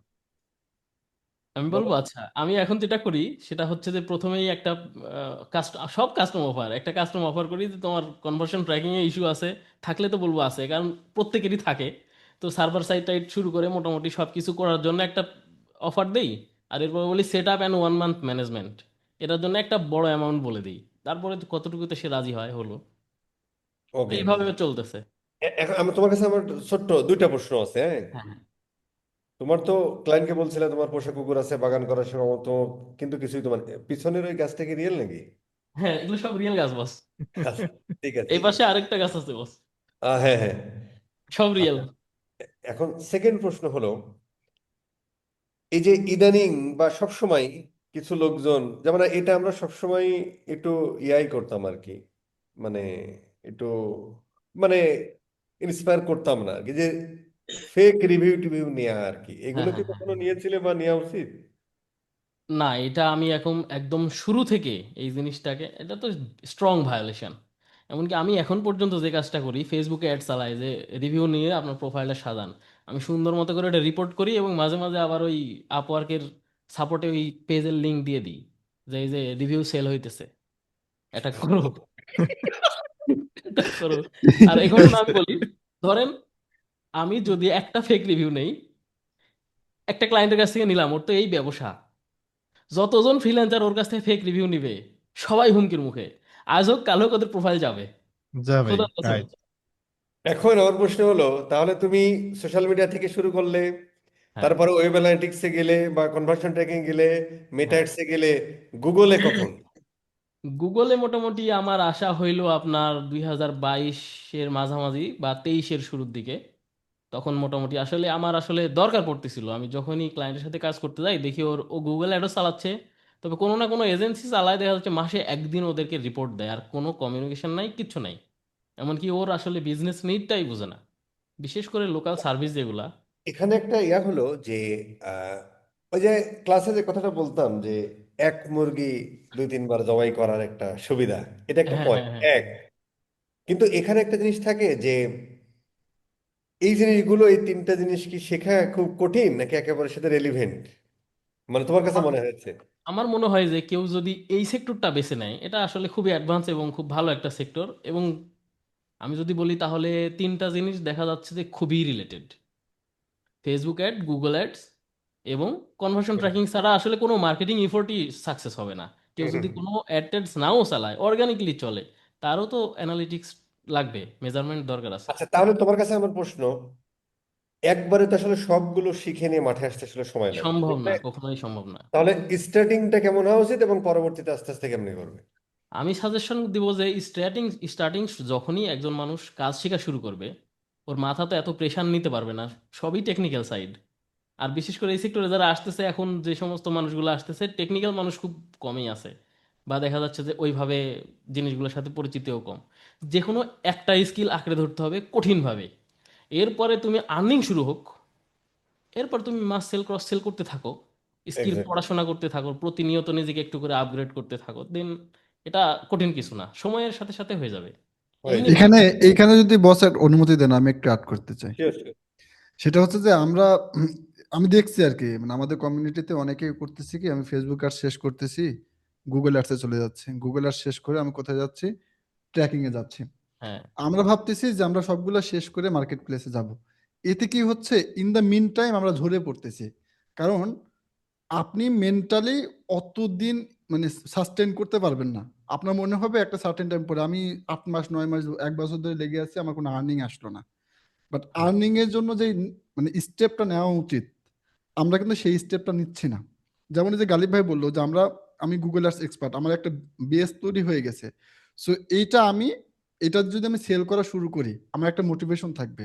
ওই যে টাকাটাই হচ্ছে বড় মোটিভেশন। আপনি যখন এটা ইয়ে করবেন, আস্তে আস্তে আপনি আপসেলের দিকে চলে যাবেন। আপনি ক্লায়েন্টকে সার্ভিস দিচ্ছেন, পাশাপাশি আপনি শিখতেছেন। কিন্তু আমরা যেটা করতেছি, আমরা গুগল আর শেষ করতেছি, ফেসবুক আর শেষ করতেছি, ট্র্যাকিং শেষ করতেছি, তারপরে ভাবতেছি যে আমরা মার্কেট প্লেসে যাব। আমার মনে হয় যে এটা একটা রং ডিসিশন। আপনি যে কোনো একটা স্পেসিফিক বিষয়ে, আর একটা গালিব ভাই প্রথমের দিকে যেটা বলছিল, সেটা হচ্ছে যে আমরা কিন্তু চাইলেও মানে সবগুলা বিষয়ে এক্সপার্ট হতে হ্যাঁ, পারবো না। না, চাইলেও আপনি যত বড়ই মানে অনেক মানে ইয়ে হোক না, আপনার ট্যালেন্ট যত সুন্দরই হোক না কেন, আপনি চাইলেও সবগুলা বিষয়ে এক্সপার্ট হতে পারবেন না। দ্বিতীয়ত হচ্ছে, ক্লায়েন্ট নিজেও জানে যে ক্লায়েন্ট নিজেও জানে যে একজনের দ্বারা আসলে সবকিছুতে এক্সপার্ট হওয়া সম্ভব সম্ভব না। সো না, আমি হ্যাঁ। যদি বলিও আমি Meta expert, Google ads expert, tracking expert, client সেটা বিশ্বাস করবে না। আমার কিন্তু আমার আপওয়ার্কে যতগুলা প্রজেক্ট, 95% প্রজেক্টে আমি ট্র্যাকিং নিয়ে। এখন একটা ক্লায়েন্টের সাথে আমি গুগল অ্যাডসে কাজ করলাম, ওকে আমি বললাম যে আমার ট্র্যাকিং এ ইয়া আছে, সো এইগুলা যদি চাও আমি ফিক্স করে দিতে পারি। ও বলতেছে না, আমার ট্র্যাকিং এর জন্য আরেকজন আছে। মানে ও বিশ্বাসই পাচ্ছে না যে আমি ট্র্যাকিং ও হুম, এক্সপার্ট। ও মনে করতেছে আমি অ্যাডস এ এক্সপার্ট, বাট আমার কিন্তু কোর স্কিল কিন্তু ট্র্যাকিং। সো ক্লায়েন্টও কিন্তু জানে যে একজনের দ্বারা সবকিছুতে এক্সপার্ট হওয়া সম্ভব না। সম্ভব না, সো হ্যাঁ। যেটা আপনার কোর স্কিল, এটা নিয়ে মাঠে নেমে পড়া উচিত, বস যেটা সবসময় বলেন। তারপরে আস্তে আস্তে আপনি অন্যদিকে আপনি এক্সপ্যান্ড করেন, সমস্যা নেই। বাকিগুলো এটা আমরা ক্লাসেও বলি সবসময়, এই জন্য দেখেন এক্স্যাক্টলি, আমরা কোর্সগুলো কিন্তু ইন্ডিভিজুয়াল কোর্স করে, কারণ ও অত সময় ধৈর্য ধরে রাখতে পারবে না। না, পারবে না। না। এটা আবার অনেকেই বলে যে না আমার সবগুলোই লাগবে, তখন আমি বলি ভাই তুমি তাহলে, আমি একদম স্পেসিফিক ইনস্টিটিউটের নাম বলে বলে যে ভাই তাহলে তুমি এখানে করো। আচ্ছা, ওয়াহিদের কাছে আমার দুইটা প্রশ্ন আছে। তোমার পেছনের গাছ কি অরিজিনাল মানে রিয়েল নাকি? না, এটা হচ্ছে আর্টিফিশিয়াল, বস। আর ঠিক। আচ্ছা ঠিক আছে। ওই পেছনে আমি তিনটা ইন্টারেস্টিং জিনিস দেখতে পারতেছি, এটাও কি আর্টিফিশিয়াল নাকি রিয়েল? না, টাইমিং এটা দিচ্ছে রিয়েল, এটা রিয়েল বস, ডেফিনেটলি। কেন? এই তিনটা কেন? আমাদের তো বাসায় একটাও নেই ভাই, না একটা আছে। একটা হচ্ছে, তোমার তিনটা কেন আচ্ছা আর কি? আচ্ছা, এইটা হচ্ছে মানে আমার স্ট্র্যাটেজিক একটু মানে থিঙ্কিংটা অন্য লেভেলের। যেমন আপনি খেয়াল করবেন যে আমরা যখন বড় বড় 5 স্টার বা 7 স্টার হোটেলগুলো বা রেস্টুরেন্টে যাই, ওইখানে দেখবেন যে রিসেপশনের ওইখানেই টাইম দেওয়া থাকে, মানে বাইরের কান্ট্রিগুলোতে New York time, Bangladesh time, যেখানে ভিজিটর বেশি। এতে কি হচ্ছে, আপনি যখন নিজে গিয়ে দেখতেছেন, ও আচ্ছা এখানে বাংলাদেশি টাইম, একটা আলাদা ফিল কাজ করে। ও আচ্ছা আচ্ছা, ইন্টারেস্টিং একটা ব্যাপার। ইন্টারেস্টিং। তো বিষয় হচ্ছে যে আমি যখন ক্লায়েন্টের সাথে মিটিং করি, এখানে দেখেন আমার ইএসটি টাইম, পিএসটি, আর হচ্ছে সিইটি। পিএসটি, সিইটি, হ্যাঁ। So eastern time, central European time আর প্যাসিফিক টাইম, এটা দেওয়া আছে। তো যখন আমি কোনো একটা ক্লায়েন্টের সাথে মিটিং এ যাচ্ছি, ও আমার ইনভায়রনমেন্ট দেখেই বুঝে যাবে যে না, ছেলেটা স্মার্ট। সো হি ও ইজ দ্য বুঝবে যে না, professional guy. Is a professional guy. Hmm hmm. Hmm. এবং এটা হচ্ছে দেখেন, এটা আমার তিনটা মিলিয়ে আমার হয়তো 1500 টাকা খরচ হয়েছে। অথচ তোমার বলতে পারেন লাইটিং এ খরচ গেছে কত জানো? লাইটিং এ আমার টোটালে 10 12 13 হাজার টাকা খরচ গেছে বাস।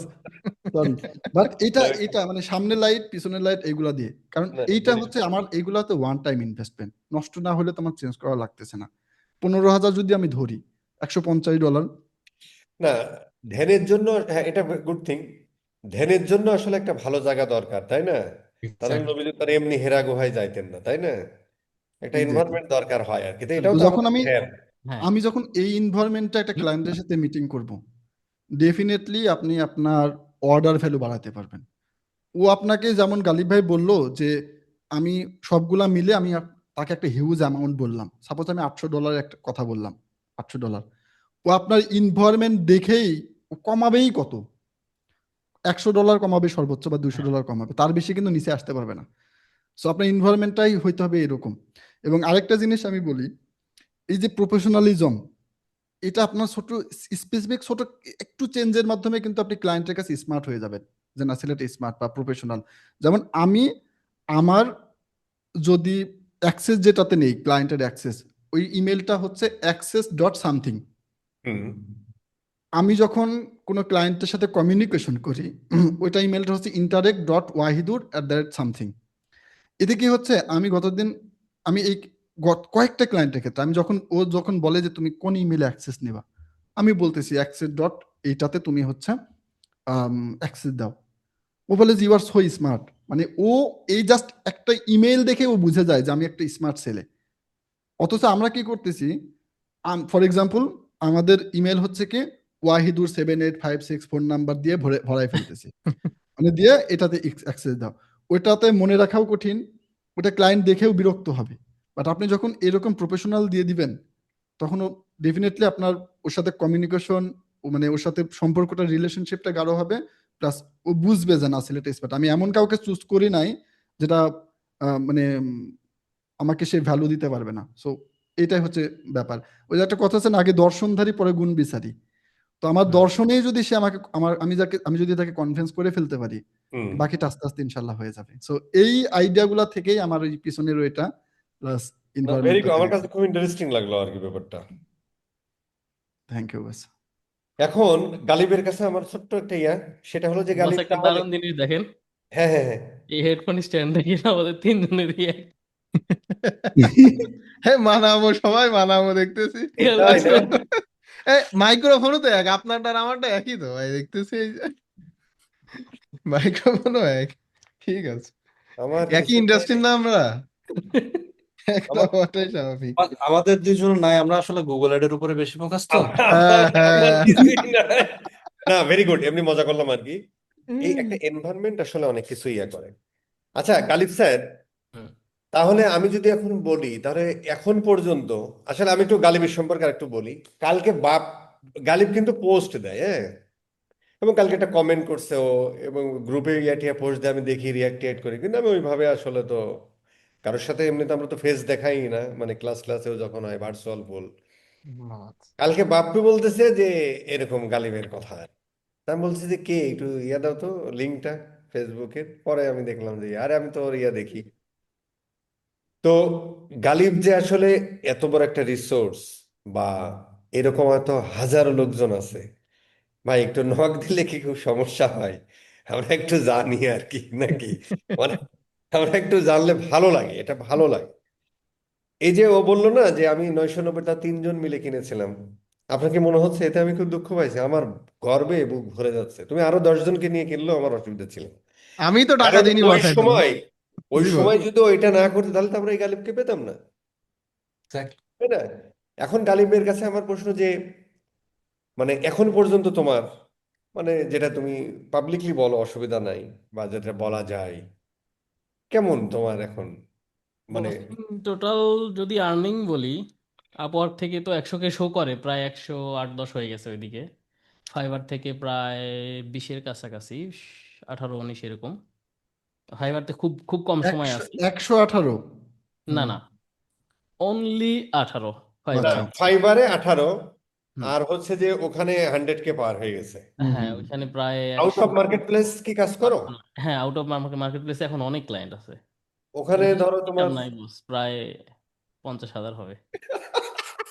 আর এক ডাকাত বস, গোপনে থাকে, মানে এটাই দেখছি আর কি, হ্যাঁ, মানে গুপ্ত ডাকাত বস। প্রায় 2 লাখের কাছাকাছি। আর একটু কম ধরেন, হ্যাঁ, ধরো প্রায় 2 লাখের হ্যাঁ কাছাকাছি। 75 ধরেন, হ্যাঁ। 1.75, বিশাল ব্যাপার। আচ্ছা, এখন আমার গালিবের কাছে প্রশ্ন, এবং এই প্রশ্ন আমি সবাইকে করব। গালিবের এসএসসি কত সালে? 12 সালে। 2012 সালে। তো 2012 সালে মানে এখন তোমার বয়স কত? এখন 30, ছেলেদের বয়স জিজ্ঞেস করলে অসুবিধা নেই, এই জন্য 30-এর যে দিকে যাবে। না না, এটা কিন্তু রিয়ালিটি, মানে ছেলেদের বয়স জিজ্ঞেস করলে সমস্যা, এই জন্য দেখবা যে পিতা ও পুত্রের বয়সের অঙ্ক আছে, কিন্তু মাতা মাতা নেই। ও পুত্রীর বয়সের অঙ্ক নাই কিন্তু, না, এরকম আর কি। কারণ মেয়েদের বয়স জানা নিষেধ। এটা তো এই ভাবি আর নাই কি। কখনো। তো হ্যাঁ, ইয়া, আমি লিখে রাখছি এটা, আমি লিখে রাখছি, পোস্ট হবে ফেসবুক এটা নিয়ে। আচ্ছা, তো এখন হচ্ছে তোমার ধরো গালিব হচ্ছে যে, তাহলে তোমার এজ কেমন হচ্ছে? ওইদিকে 16 আর এদিকে হচ্ছে 30 রানিং, বেশি না, 30 31 রানিং। রানিং। হ্যাঁ। এই গালিবের জন্য কিন্তু আমরা মেয়েও দেখতেছি আর কি। আচ্ছা আচ্ছা আচ্ছা। আচ্ছা, যাই হোক। বাহ, এখন বিয়ে ও করিয়ে ফেলছেন সরি, না? মেয়ে দেখায় আছে, আমরা ভুল ফ্রি বলছি। আছে কিনা সেটা আবার দেখেন। সরি, মেয়ে দেখায় আছে। আচ্ছা, আমরা এখন দাওয়াত খাইবো। আমি আচ্ছা, বলি বস, এখন 1 সেকেন্ড। গালিব, এই যে হচ্ছে যে আহ, মানে তোমার বস তোমার বস, নিয়ে আমি একটু ভাব- থামাবো এখানে, থামেন। আচ্ছা আচ্ছা আচ্ছা আচ্ছা, আমি sorry। ইন্টারমিডিয়েট পাস করি 2014 সালে, তারপরে কুয়েটে ভর্তি হওয়ার পরেই বিয়ে করে ফেলি। আরে রাম। আলহামদুলিল্লাহ। মানে বাল্য বিবাহের কারণে কি পুলিশ ধরে নিয়ে গেছিল? ধরেনি, ধরার পরিস্থিতি ছিল। তো আমার বিয়েতে সার্টিফিকেটে আমার ওয়াইফ আমার থেকে 3 বছরের সিনিয়র। এদিকে আমার 18 বছর, আমার 21 বছর হওয়া লাগবে ছেলেদের, 17 কি 18 হয়েছিল। এখন কাজী তো বিয়ে পড়াবে না, যে ছেলে না বলুক। মানে যাই হোক, মানে এরকম তো হয়নি আমাদের ওই যে কি যেন লাইলার মামুনের মতো তোর অবস্থা না। না না না না না, এও আচ্ছা, এই নর্মালি প্রসঙ্গে আমরা শেষ যাব। আছে। ভেরি গুড, আমরা উইশ করলাম, উইশ ইউ দ্য বেস্ট, মানে ইয়া হোক তোমাদের, ভালো কনজুগাল লাইফ হোক। হ্যাঁ, ভাবিকেও আমাদের সালাম দিয়ে দিও সবার পক্ষ থেকে। Very good. আচ্ছা, এখন হচ্ছে যে তুমি ধরো যে এই বয়সে ভালো একটা আর্নিং করেছো, এই মানি ম্যানেজটা কিভাবে করো? মানি ম্যানেজমেন্ট বস, আসলে আমার ওইভাবে এই হয় না। প্রশ্নটা আমাদের সবার কাছে থাকবে, এখানে তো সবাই কম বেশি দানব। মানি ম্যানেজমেন্টের দিক থেকে আমি একটু পিছাই, কারণ আমার আসলে মানে আমার আমার ইনকাম শুরুর সময় পর্যন্ত আমার শখের কোনো কিছু ছিল না। আমি জীবনে শখের জন্য একটা হাত ঘড়ি পর্যন্ত আব্বার কাছ থেকে কিনে নিই নাই, একটা ফোনও না। আসলে ওনার এর- দেয়ার অবস্থাও ছিল না। হ্যাঁ, অবস্থা ছিল না, হ্যাঁ, বিবেকে Exactly. বাধ্য। তো এরপর থেকে আমি আমার শখের জিনিসপত্রগুলা কিনা শুরু করে দিলাম। আইফোন, বাইক, তারপরে পছন্দের ঘড়ি, জুতা। আর বুঝতেছেন, জীবনযাপনের জন্য হিউজ খরচ ছিল। বউয়ের, আমার, দুইজনের লাইভলিহুড কস্ট হিউজ। বাবা একদম বাবা। লাক্সারিয়াস চলাফেরা শুরু করে দিলাম। জমি কিনছি একটা গ্রামে, বেশ বড় সড়ই। আর রাজশাহীতে 2টা ফ্ল্যাটের ল্যান্ড শেয়ার কিনছি। দারুণ। তুমি কি এখন রাজশাহীতে থাকো? না, আমি গ্রামে আছি এখনো। গ্রামে বাড়ি, আমার বাড়িও ছিল না বস গ্রামে।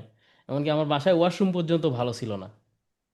তো এই পরিবারকে সাপোর্ট আর আমাকে পড়াশোনা করাতে যায় আমার আব্বার বেশ কিছু জমি অলরেডি ইয়ে কর দেওয়া লাগছিল। হ্যাঁ, ওই মানে যে লিজ দেয়া বা বলে, কট হ্যাঁ, আমাদের এলাকায় কট, এটা হ্যাঁ কট। বলে। তো এইগুলা উঠাইছি, তারপরে দেখা যাচ্ছে যে বাড়িতে থাকার পরিবেশ ছিল না। এখন একটু ভালো পরিবেশ, আলহামদুলিল্লাহ, চলার মতো আছে। আর অ্যাসেট বলতে মোটামুটি উইন্ডোজ থেকে ম্যাকে শিফট করে ফেলছি, সবকিছুই এখন হাই কনফিগারেশন। আর বড় অ্যাসেট বলতে ওই রাজশাহীতে 2টা ফ্ল্যাটের ল্যান্ড শেয়ার, আর গ্রামে একটা জমি কেনা আছে। আর এখন অন্য আস্তে কিছু আস্তে প্ল্যান। আবার ইয়ে করতেছে। হ্যাঁ আচ্ছা, হ্যাঁ। আমি এখানে একটা কথা বলে রাখি। ওই যে ও যেমন বললো না শখের, এই জিনিসটা অনেকে একটু ইয়া মনে করে।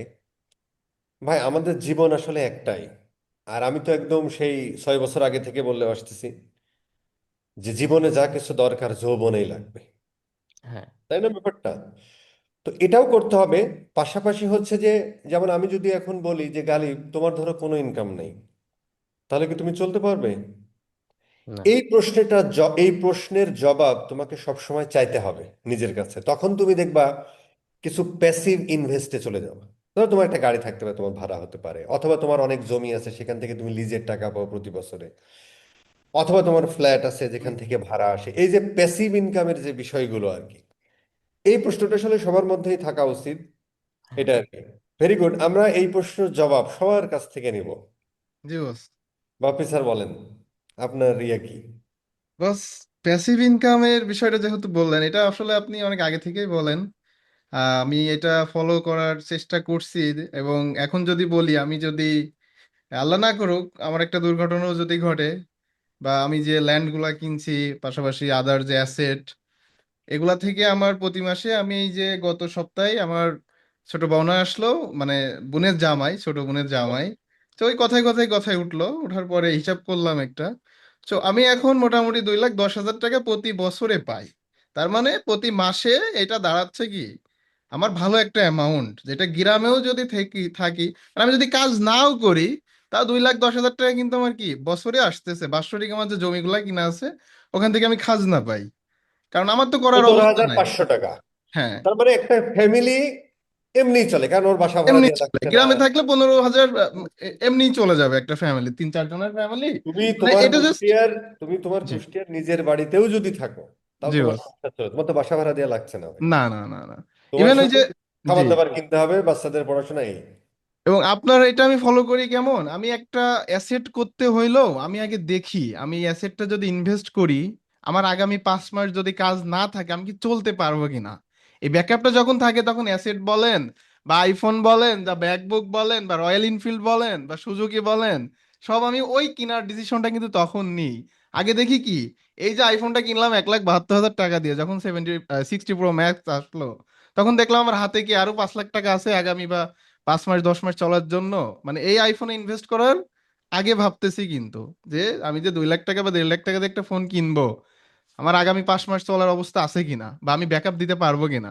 তখন প্রশ্নের অ্যান্সার যখন আসছে না, হ্যাঁ আমি পারবো, তখন কিন্তু আমি গেছি। যেমন এই বাড়িটা যখন কিনি আমি, কুষ্টিয়ারে বাড়িটা তো মানে হিউজ একটা খরচ, হয়তো জানেন, খরচটা নাই বলি।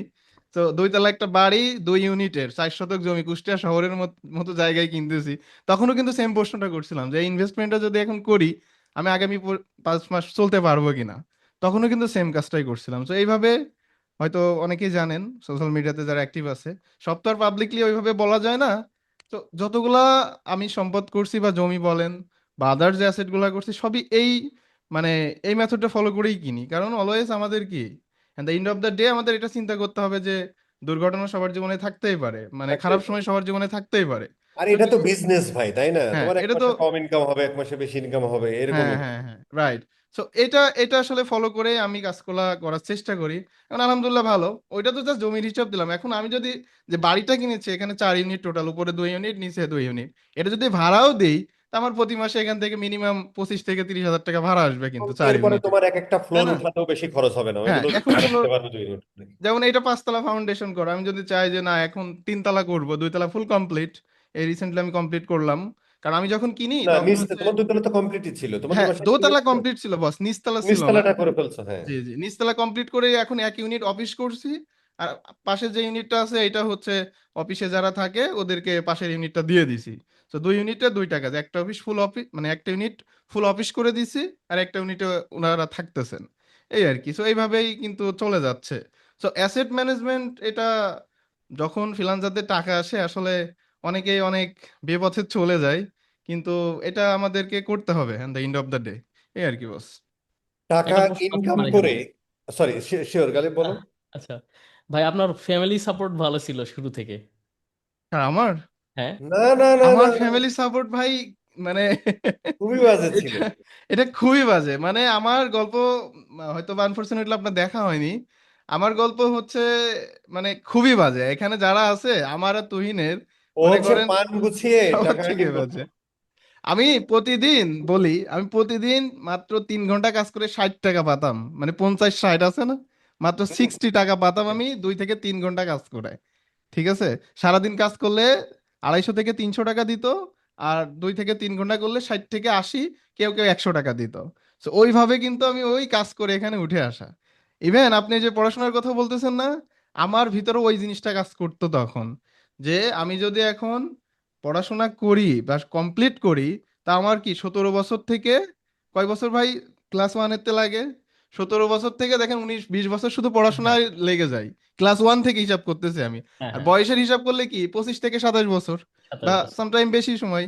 তো 27 বছর পড়াশোনা করেও আমার কি চাকরি পেতে হলে মামা খালু রেফারেন্স, দেন ইন্টারভিউ, কত একটা প্যারার ভিতরে কি আমি 15 থেকে হয় 30 হাজার, বা হাইয়েস্ট যদি এ গ্রেডের চাকরিও পাই, তাও কি 42 হাজার 45 হাজার টাকা পাচ্ছি।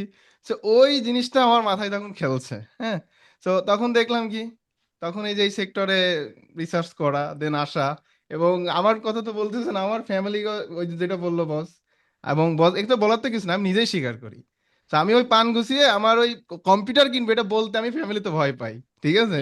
যার কম্পিউটার লাগবে কাজ করতে, সেই পান ভাঙা ল্যাপটপ কিনেছিলাম আমি, বুঝছেন? তো তখন বিক্রা.কম ছিল, বলেই দিই। বিক্রা.কমে ওই ভাঙা একটা ডিসপ্লে ভাঙা কোড টু টু প্রসেসর, নাম শুনছেন অবশ্য, কোড টু টু হ্যাঁ, প্রসেসরের, হ্যাঁ হ্যাঁ। হ্যাঁ 2 GB র্যাম ওয়ালা ল্যাপটপ কিনে আমার স্টার্টিং। আর এখন কি, এখন ইউজ করছি 5 লাখ টাকা শুধু ডিভাইসই, ঠিক আছে? আলহামদুলিল্লাহ। সো এটাই হচ্ছে, ওই যে বললেন, জাস্ট এতটুকু বললাম আর কি। আচ্ছা, আর আবারও এখানে আমি একটু আচ্ছা, সংবিধিবদ্ধ সতর্কীকরণ বলে দিই যে জি বস। এই বাপ্পি বা গালিবের এই কথা শুনেই যে আপনাকে ফ্রিল্যান্সিং সেক্টরে আসতে হবে বিষয়টা তা না। হ্যাঁ, ওইটা যদি আপনার ভালো লাগে বা আপনি একবার হুম। ট্রাই করে দেখতে পারেন, কিন্তু এটা দেখেই যে আপনাকে ছুটে আসতে হবে এটা কিন্তু না বস, এটা সংবিধিবদ্ধ সতর্কীকরণ আবারও।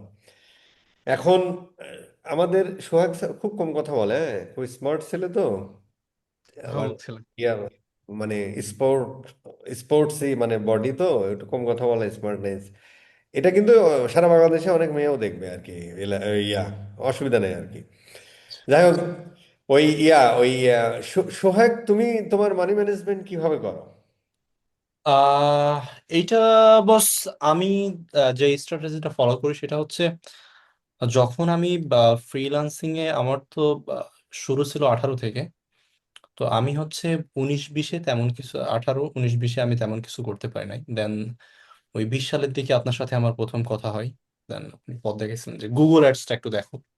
হুম সো হুম। গুগল অ্যাডস শেখার পরে আল্লাহর মতে আমার ওই আপনার ক্লাস 2টা দেখার পর পরেই একটা ক্লায়েন্ট এসিও থেকে আমি গুগল অ্যাডসে কনভার্ট করছিলাম। তো ওই $500 করে স্যালারি দিত। তো আমার একটা বিষয় ছিল কি তখন স্যার, ওই বাবার অসুস্থতায় ছেলের বড় হইতে সময় লাগে না, আর ফ্যামিলির দায়িত্ব নিতেও সময় লাগে না। সো আমার ওই ফ্যামিলি সাপোর্ট সহ নিজের চলাচল, দেন পড়াশোনার একটা খরচ, এটা দিয়ে ওটা কাভার হয়ে যাইতো আর কি। তো এইভাবে চলতে চলতে প্রায় 1 বছর গেল, 20, 21, 22-এর সময় আপনার সাথে আমার দেখা। তখন আপনাকে আমি এই প্রশ্নটা করছিলাম যে বস, অ্যাসেটটা কিভাবে জমাবো। তখন আপনি আমাকে একটা কথা বলছিলেন যে ল্যান্ড, সো এরকমই বলছিলেন যে ল্যান্ড চোখে পড়ে না। হ্যাঁ বস, চোখে তো পড়ে। তো তখন আমি আস্তে আস্তে ল্যান্ডে একটু ইনভেস্ট করা শুরু করি। দেন রিসেন্ট একটা নেওয়া হয়েছে, আগে কিছু নেওয়া হয়েছিল। হ্যাঁ, আহ, একটা তো তুমি কুষ্টিয়াতে এসে নিছো আর কি। হ্যাঁ, 2টা মতো আর কি। ইনশাল্লাহ আমরা দোয়া করব ওখানে আর কুষ্টাতে সোহাগের নেচে বাড়িও কোথায় হবে। জানেন? বিআরবির সামনে তাও, হ্যাঁ হ্যাঁ, আর সোহাগের ইন্ডাস্ট্রি বাড়িও হবে হবে। ওখানে। ও আর ওখানে হচ্ছে সোহাগের বাড়িও হবে ইনশাল্লাহ। না, ইনশাল্লাহ তবে আরেকটা আরেকটা নতুন নতুন যেটা নতুন করি, একটা হয়েছে তো, আপনারা জানেন তো, নতুন আরেকটা হয়েছে বস। না, সেটা তো মেডিকেলের পাশে কুষ্টিয়া যেটা। হ্যাঁ মেডিকেলের পাশে হ্যাঁ হ্যাঁ। আরেকটা যেটা মেডিকেল। করি সেটা হচ্ছে এখন 50% মতো ডিপোজিট করি, 50% স্যালারিতে যায়। অনেকগুলো আহ, মোটামুটি 3:1 করি আর কি। 3:1-এ আমার ট্রাভেলের জন্য রাখি, যে ও, আমি এটা আমি একটু বলতে চাচ্ছিলাম, আমি একটু বলে নিই বাস। হ্যাঁ। সাইড দেন। সোহাগকে দায়িত্ব দেওয়া হয়েছে যে সে শুধু দেশ বিদেশ ঘুরে বেড়াবে। তো সোহাগ দেখলাম বেশ কয়েকবার খেলে নেপাল যাচ্ছে। কি আমি ওকে কাহিনী বললাম কি যে সব? সোহাগ এইসব কি রে বেটা, নেপালে যাওয়ার বান্দরবন যাওয়া একই কথা, এগুলো কি করিস? আর এগুলো কোনো মানে পাসপোর্টের কোনো ভ্যালু ক্রিয়েট হয়? পরে রিসেন্টলি যে ও 3টা দেশ ঘুরে আসলো, থাইল্যান্ড, সিঙ্গাপুর এবং মালয়েশিয়া। জি। বললাম যে 3টা একবারে ভিসা লাগাবা, ঠিক আছে? তো এই আর কি। তো এটাও কিন্তু একটা মানে ব্যাপার, মানে ভাই আমরা তো ওই যে একটা আছে না, পৃথিবী ভ্রমণ করো দেখো এবং আমার নিদর্শনগুলো ইয়া করে আমাকে ফিল করতে পারবা, যে ব্যাপারগুলো আছে আর কি কোরআন শরীফের আমরা যে ইয়ারগুলো শুনি, এটা আমার খুব ভালো লাগে। এবং রিফ্রেশমেন্ট বলো বা জীবনের সঞ্চয় তো এটাই, তাই না? আমি তো আজকে চলে গেলে ভাই সব থাকবে, তো এটা আমার সোহাগের খুব ভালো লাগে। সোহাগ প্লিজ, ট্রাভেলের জন্য আহ, তোমার 8% থাকে। হ্যাঁ, ট্রাভেলের জন্য আমি 25% রেখে দিই। যে ইতিমধ্যে আমার প্রায় 6টা দেশ ঘোরা হয়েছে। তো আমার নেক্সট প্ল্যান আছে, ইনশাল্লাহ খুব শীঘ্রই আবার দেশের বাইরে যাচ্ছি। আর হচ্ছে 50% ওইটা ডিপোজিট, হয়তো বা ইন ফিউচার আবার ল্যান্ডে ইনভেস্ট করব। এবং বাড়ি ঘরদের জন্য বস তেমন ভাবে এখনো ভাবি নাই। যদি আগামী 2-1 বছরের ভিতরেই যদি শুরু করি, তাহলে কুষ্টিয়াতে এটাই এটাই শুরু করব। আর আদারওয়াইজ এখন পর্যন্ত সেভিংস এবং যদি গ্রামে একটু ল্যান্ড পাচ্ছি তো ওইগুলো ওইগুলো ফেলতেছি। আছে, ইয়ে করে ফেলতেছে। আমি একটা পড়ছিলাম, মানে মানি ম্যানেজমেন্ট নিয়ে একটা বই পড়ছিলাম, বইটার নাম আমার মনে নেই ভাই। ওখানে একটা আমি কথা পড়ছিলাম এরকম যে টাকা ইনকাম করে কেউ কখনো বড়লোক হতে পারে না, টাকা ম্যানেজ করে মানুষ বড়লোক হয়। আর গ্রামে আমার দাদি বলতেন যে এই পিঁপড়ের মুখের খাবার না নিতে পারলে বড়লোক হওয়া যায় না। তো এটা অবশ্য আমি করি না। মানে এখানে আসলে এটা বোঝাতে চাইছে উনি যে এই ছোট ছোট জিনিসগুলো যখন ধরো তোমার 5 জায়গা থেকে যখন তোমার 1 টাকা করে আসে, তখন কিন্তু 5 টাকা হয়ে যায় আর কি। তো পিঁপড়ের মুখে আমার দাদি হয়তো এটাই বোঝাতে চেয়েছিলেন। তো এরকম আর কি। আরেকটা জিনিস, আমি যখন প্রথম সিটি ব্যাংকে একদিন গেলাম, ওখানে অ্যাকাউন্ট করব, মানে এমএক্স কার্ডটা নিব আর কি, এরকম একটা ওখানে যে একটা লেখা দেখে আমার মাথা নষ্ট হয়ে গেল। আমরা ছোটবেলাতে কি শিখছি যে আয় বুঝে ব্যয় করো, ওরা জিনিসটা ঘুরাই দিছে, ব্যয় বুঝে আয় করো। মানে জিনিসটা আমার তখন মাথায় আসলে তো তারে ভাই, লাইফ তো ভাই আমাদের একটাই। এখানে আমরা নিশ্চয় আমরা কোনো খারাপ আমরা ভালো কাজ করবো, কিন্তু আমার কি তাই বলে ওই যে সেটা একটা পড়তেছিলাম যে তুমি ইসলাম ধর্মের কথা চিন্তা করো, সব থেকে বড় বড় ইবাদত গুলো টাকা ছাড়া হয় না। তুমি হজে যাও, তুমি জাকাত দাও, তাই না, তোমার মাধ্যমে তো আসলে ভালো তো লাগবে, তাই না? তো এই জিনিসটা আমার খুব করে আর কি, যে আয় বুঝে ব্যয় না, ব্যয় বুঝে আয় কর। ট্রাই করো। ঠিক আছে। তো এটা আমার খুব ইন্টারেস্টিং লাগে আর কি। আমাদের ওয়াহিদ স্যারের কি অবস্থা? আর ওয়াহিদ স্যারের স্টোরি আপনারা অনেকেই জানেন। ও আমার ভাই, বস হ্যাঁ বলো। আমার বস মানে সেভিংস এর দিকে বললে একটু আমার জন্য টাফ, কারণ আমার তো জানি একদমই নতুন। একদম। আমার হচ্ছে আহ, এই ফেব্রুয়ারি 27 তারিখে আসলে আমার 1 বছর হবে। মানে আমার ফুল ফুলদমে আর কি প্রফেশনালি লাগে। তার আগে আচ্ছা, হয়তো $1,500 মতো আর্নিং করছিলাম, বাট না তোমার বাকি তো 50-র কাছাকাছি না আর্নিং প্রায়। কাছাকাছি, অনেকটা কাছাকাছি এই আমরা ওই মার্চ এপ্রিলে ওর 50-র সেলিব্রেট করবো ইনশাল্লাহ। মাইলস্টোন আমরা পাবো। হ্যাঁ, ইনশাল্লাহ ইনশাল্লাহ ইনশাল্লাহ। এখন এই মাঝখানে হয়েছে কি, আমি আপনাকে প্রথম দিন বলছিলাম, আমি যখন এই গত বছরের ঠিক এই সময়টাতে ফেব্রুয়ারি 27 তারিখে আমি দেশে আসি, আমি তখন কিন্তু প্রায় 18 লাখ এক্সট্রা 2 লাখ, প্রায় 20 লাখ লোন মাথায় নিয়ে আসছিলাম। সো আমার আলটিমেট গোল ছিল যে আপাতত এইটা থেকে আমি মুক্ত হব। হ্যাঁ, লোনটা অনেক থেকে। টাকার কিস্তি ছিল, লোন ছিল, জমির উপরে যেটা বলি আমরা, ওই টাকাগুলা ছিল, ধার দেনা ছিল। সো ওইগুলাতে আমার ফোকাস ছিল। আলহামদুলিল্লাহ, মানে অলমোস্ট ডান, ওইগুলা পরিশোধ হয়ে গেছে। আর পাশাপাশি চেষ্টা করেছি যে নিজের মানে সাংসারিক যে অনেকগুলো কিছু থাকে আর কি। আমার বিয়ের বয়স কিন্তু 6 বছর পার হয়ে গেছে। আমি ওই যে ওর মতো মানে গালিব ভাইয়ের মতো বাল্যবিবাহ বলতে পারেন। তো সংসারে অনেক কিছুই আমি কখনো মানে অ্যাফোর্ড করতে পারি না। সো কিছুটা ফোকাস দিচ্ছি সেই দিকে। ওইগুলা কিছু নেওয়া হয়েছে যেগুলো জরুরি, যেমন একটা খাট, একটা আলমারি, এই জিনিসগুলা। অফিস সেটা। পাশা অফিস সেট আপ, এবং পাশাপাশি কয়েকটা গরু কেনা হয়েছে, কেনা দেওয়া হয়েছে। তারা এটা ওখান গুড থেকে, ইনভেস্টমেন্ট। হ্যাঁ ওখান থেকে আসতেছে, প্লাস ছাগল এরকম। এবং এখন আমার গোল হচ্ছে যে আম, এখন তো এরকম আর্নিংটা আমার বা ওরকম সেভিংস নাই, কারণ আমার মোস্ট অফ দা মানে 20 লাখ টাকার মতো আমি গেছি শুধু লোন পরিশোধ দিতে। হ্যাঁ, হ্যাঁ। মানে যে ছেলের বয়স হচ্ছে 20 বছর, তার মাথায় 20 লাখ টাকার লোন। তো এখন আমাদের নেক্সট স্টেপ হচ্ছে, আমি এই ব্যাপারে সোহাগ ভাই, বাপি ভাইয়ের কাছ থেকে মাঝে মাঝে আইডিয়া নিই। আমার কিছু সেভিংস আছে, মানে ব্যাংকে মান্থলি আমি একটা দেই, সেভিংস করার ট্রাই করি। এবং এখন নেক্সট মান্থ থেকে আমার টার্গেট হচ্ছে যে অ্যাটলিস্ট আমাদের গ্রামে দেখবেন যে জমি কট নেওয়া বলে আর কি। তো লিজ বা কর। লিজ বা কট নেওয়া, তো এখন তো ভাই 20 লাখ টাকা একসাথে করে জমি নেওয়াটা আমার জন্য টাফ। বাট আমি যদি 5 লাখ টাকা 5 লাখ টাকা করে 5 বিঘা 4 বিঘা জমি কট নেই, তাহলে আমি হচ্ছে একটা সার্টেন টাইম পরে আমি ওই জমিগুলা যদি ফেরত দিয়ে টাকাগুলা ব্যাক নেই, তাহলে আমি 20 লাখ টাকা হচ্ছে। পাশাপাশি তুমি ইয়ারলি ওখান থেকে ফসল অথবা হ্যাঁ লিজের হ্যাঁ টাকাও পাবা। পাচ্ছি। তখন আমার যখন 20 লাখ বা 25 লাখ টাকা হয়ে যাবে, তখন আমি ওইখান থেকে ওই টাকাটা বের করে নিয়ে এসে আমি একটা ল্যান্ডে দিতে পারবো, আমি ল্যান্ডে কিনতে পারবো। সো আপাতত এই প্ল্যান নিয়ে আগাচ্ছে আলহামদুলিল্লাহ। ওয়াহিদের আমি এর আগে ভবিষ্যৎবাণী করেছিলাম, আরেকবার একটু বলে দিই, এবং সেটা হবে, আপনার মিলিয়ে নিয়েন। সেটা হলো যে ওয়াহিদের এই দেখেন, এই স্ট্র্যাটেজিটা দেখেন, ওর 20 লাখ টাকা দিয়ে একটা ল্যান্ড কেনা বা 40 লাখ টাকাতে ল্যান্ড কিনতে পারছে না, কিন্তু সে কম পয়সায় পাচ্ছে, মানে ল্যান্ড, ওই যেটা কর্ড বা লিজ বলে আর কি। লিজ মানে নিতে এক, পারতেছি। ধরেন 5 লাখ, যে জমিটার দাম 20 লাখ টাকা, ও 5 লাখ টাকা দিয়ে একজন, মানে বন্ধক যাকে বলে বাংলা কথায়, মানে 5 লাখ বন্ধক টাকা রেখে, দিয়ে আমি 4 বিঘা নিচ্ছি, হ্যাঁ, 20 লাখ সেটা টাকা সে হয়ে যাচ্ছে। ফসল ফলাতেও পারে, আবার কারোর কাছে হচ্ছে যে ইয়ারলি লিজ দিতে পারে, সেখান থেকে একটা আর্নিং আসলো গেল। ছাগল গরু ছোট ছোট ইনভেস্ট, বেশি না কিন্তু, কিন্তু সেখান থেকে কিন্তু এটা আসতেছে। এটা হচ্ছে 2026 সাল না, 27 সালের শেষে, 26 সাল গেল, 27 সালের শেষে অথবা 28 সালের শুরুতে কুষ্টিয়াতে ওর একটা ল্যান্ড থাকবে। ইনশাআল্লাহ। আমরা আশা করি এটা, এটা থাকবে, এবং ইনশাল্লাহ থাকবে। বস। ওই ওই যে স্পিড এটা আছে তার ভিতরে। এই ভিডিওটা তুমি, এটা তো সবাই দেখবে, ওইটা থাকবে, এবং ওই জমি রেজিস্ট্রি করতে আমরা যাব সবাই।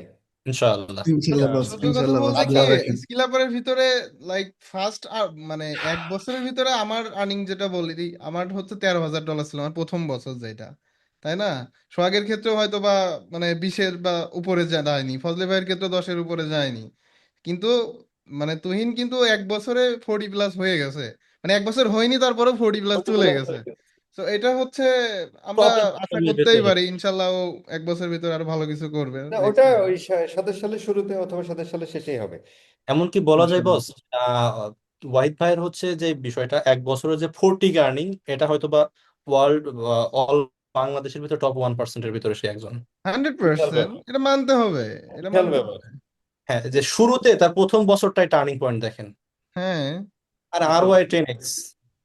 হবে না কেন? ওই আমার এলাহি স্যারের কাছ থেকে আমি আর এলাহি মাঝে মাঝে, এলাহির কাছ থেকে আমি বহু জ্ঞান গরিমা নিই, কারণ এলাহি হচ্ছে, সবাই জানেন, মানে ও ছোটবেলাকে বাবাকে হারাইছে তো, এত প্র্যাকটিক্যাল, মানে প্রত্যেকটা জিনিস, এই বিষয়গুলো আমরা অনেক ডিসকাস করি।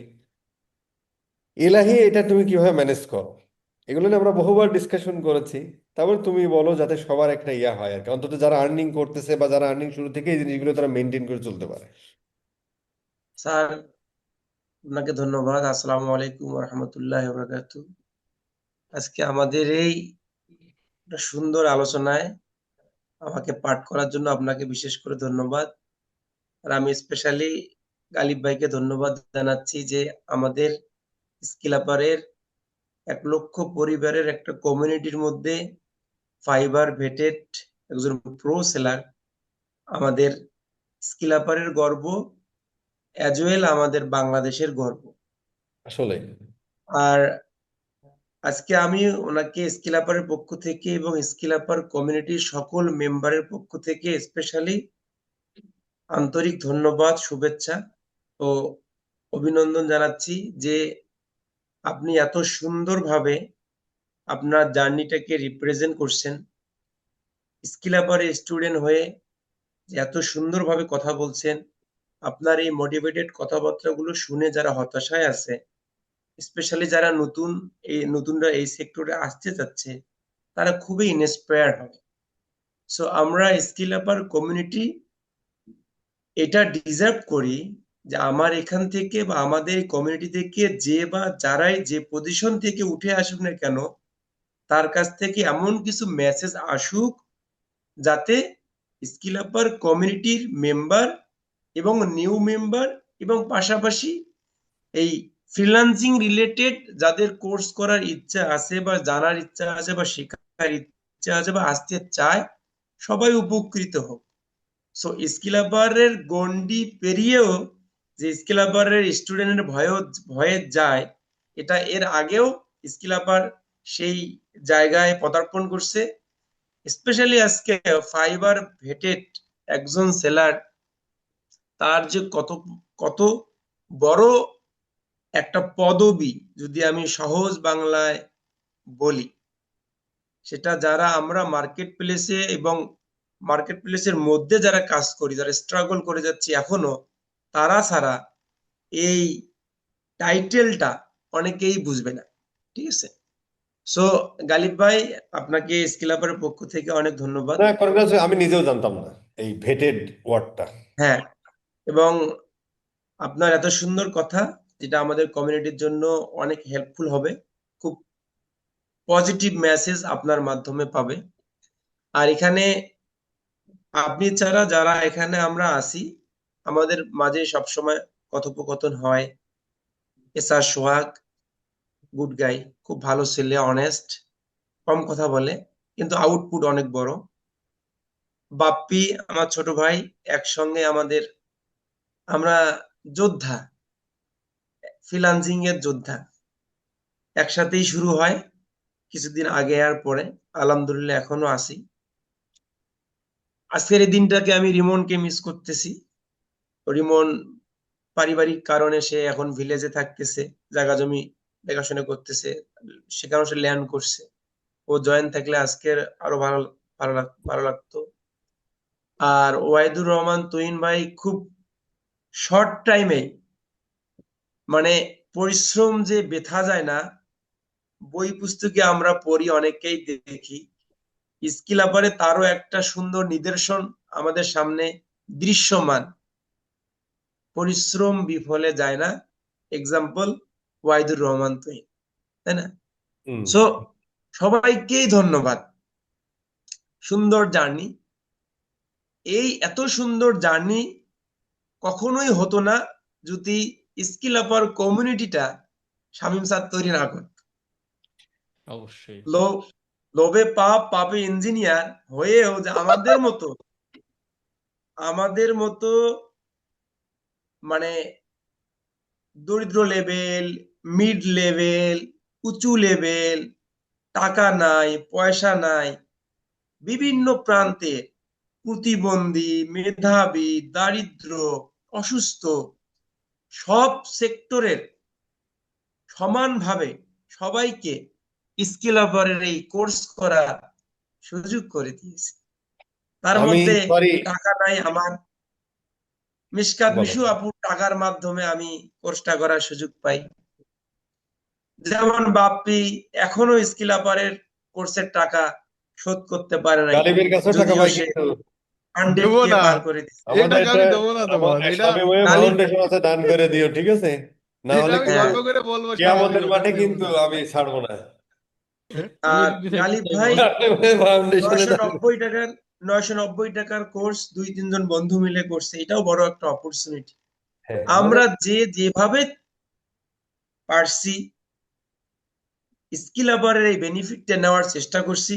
এবং আজকে স্যারকে আমি গর্বের সহিত বলতে চাই, আপনার এই উদার মন, এই মানবতা, এই মানে সবাইকে আপন করে নেয়া এবং সবাইকে আপনি একে প্ল্যাটফর্ম দিয়ে তাদের মেধাকে জাস্টিফিকেশনের মাধ্যমে উঠে আসার একটা সুযোগ দেওয়ার কারণে আল্লাহ সুবহানাহু ওয়া তাআলা আপনার নেক হায়াত দান করুক এবং আপনি দীর্ঘজীবী হন, স্কিল আপার জন্য আরো অনেক দূর এগিয়ে যায়, এই প্রত্যাশা আমি রাখি। আমিন।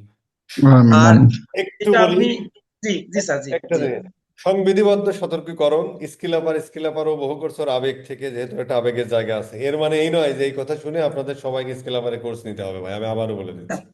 আমরা কখনোই কোনো কোর্সে, কোনো মিটিং এ স্কিল আপারের কোর্স কেনা, স্কিল আপারকে প্রমোশন করা, মার্কেটিং এর কথা কোনোদিনও আমরা বলি।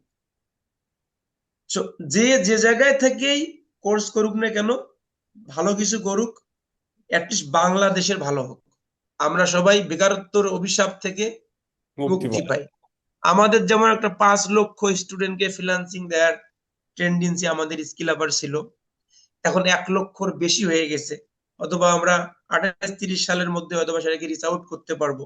হ্যাঁ, ইলেক্টেড গভর্নমেন্টের জন্য আমরা ছিলাম যে আমরা আমাদের কার্যক্রম দেখাবো, তাদের কাছ থেকে আমরা কোনো রকম পাই কিনা যে করার জন্য, ধীরে ধীরে হবে আর কি।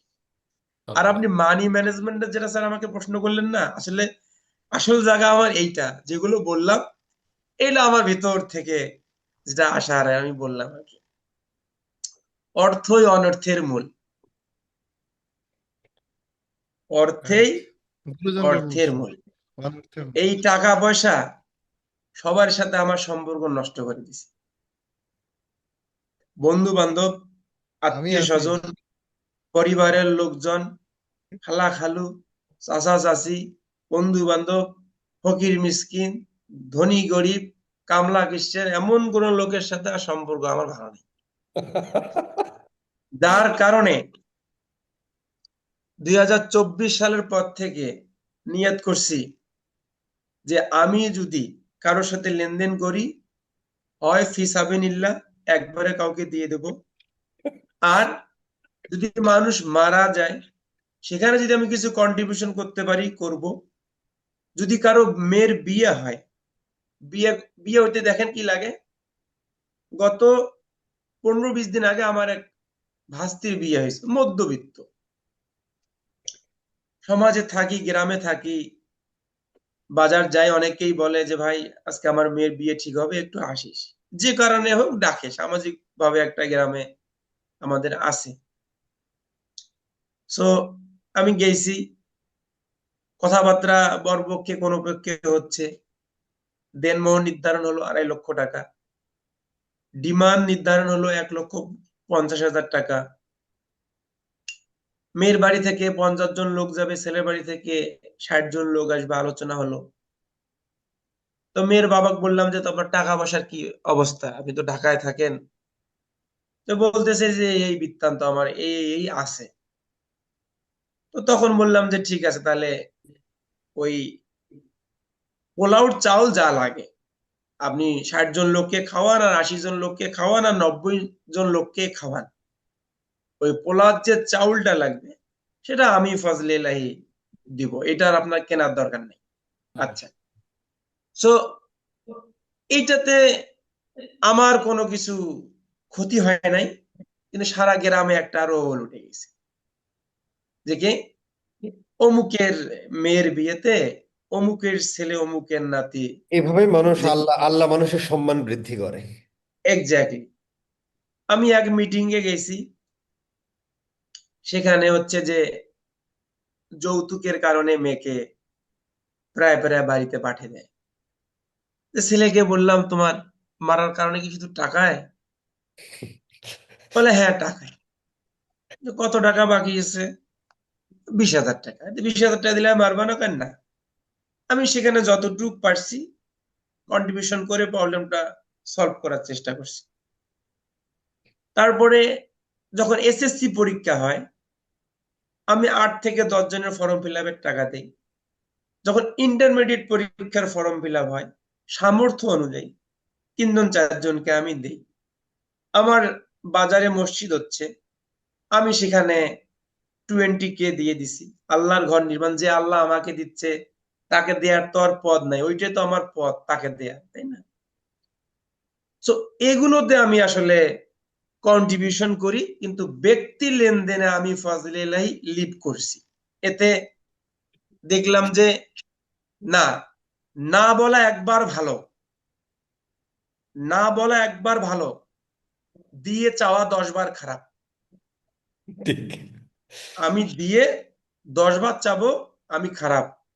আপনি আমার কাছে চাবেন, আমার কাছে আছে, আমি ডাইরেক্ট বলবো নাই, শেষ, এর গোষ্ঠী শেষ, আর ঝামেলায় নাই। এই সমস্যায় আমরা আছি। ঠিক আছে, তো আল্লাহ সুবহানাহু কম ওয়া বেশি তাআলা সবাই আমরা আছি। সবাই আমাকে আছে। এই পথ থেকে ধীরে ধীরে ধীরে ধীরে আমার খুব হার্ডলি আমি এটা মেনটেন করি। আমি আল্লাহ সুবহানাহু ওয়া তাআলার রহমতে এবং আমার আপ্রাণ চেষ্টায় আমি অনেক দূর এখান থেকে সরে আসছি। ইনভেস্ট বলতে আমার খুব কম জমি কেনা আছে, আর প্যাসিভ ইনকাম আমার, যেটা আপনি জানেন যে স্টেপের সাথে আমার একটা ইয়ে হুম। আছে, মানে রিসেলারশিপ পার্টনারশিপ। আছে, হ্যাঁ, পার্টনারশিপ আছে, সেখান থেকে আমার একটা অ্যামাউন্ট আসে। তোমার জমি আর থেকে তো আসে তোমার। কেমন আসে? কেমন জমি, আসে? হ্যাঁ, আমার প্রায় আপনার 14-15 লক্ষ টাকার জমি বন্ধক নিয়ে আছে, যেটা আমি নিজে আবাদ করি না, গরিব মানুষকে লিজ দিয়ে আবাদ দিছো আর করতে কি। দিচ্ছি। ওরা ধান চাষ করে অর্ধেক অর্ধেক করে আমাকে অর্ধেক দিয়ে দেয়, ও আমি আচ্ছা, তাকে আমাদের অর্ধেক এলাকায় দিয়ে বলে দিই। বর্গা দেয়া যাকে বলে। হুম, হুম, এক্স্যাক্টলি, বর্গা। হ্যাঁ, ওইরকম কিছু রেভিনিউ আসে। আর আপনার ওই স্টেপ থেকে আসে। ভাই এটা একটু বলবেন যে স্টেপ থেকে আর কি, মানে এটা একটু আমার পরে একটু আসি। জানার আছে। তারপরে হচ্ছে যে এইগুলোর মধ্যে আছি। আর খরচ, আমি ওই জিনিসগুলো ছাড়া বাকি খরচগুলো সব কমে নিয়ে আসছি। যেরকম বাজার গেলেই 10 জনকে চা খাওয়া, ওটা একদম একদম -000 নিয়ে আসছি। ঠিক আছে। আর কেউ চাইলে কাউকে 10-5 টাকা দেয়া একদম -12 নিয়ে আসছি। আগে যখন আমি বাজারে যাইতাম, আমার থানায় যাইতাম, দুইজনের সাথে অটোতে যাচ্ছি, হইলে আগে 7 জনের ভাড়াও দিয়ে দিতাম।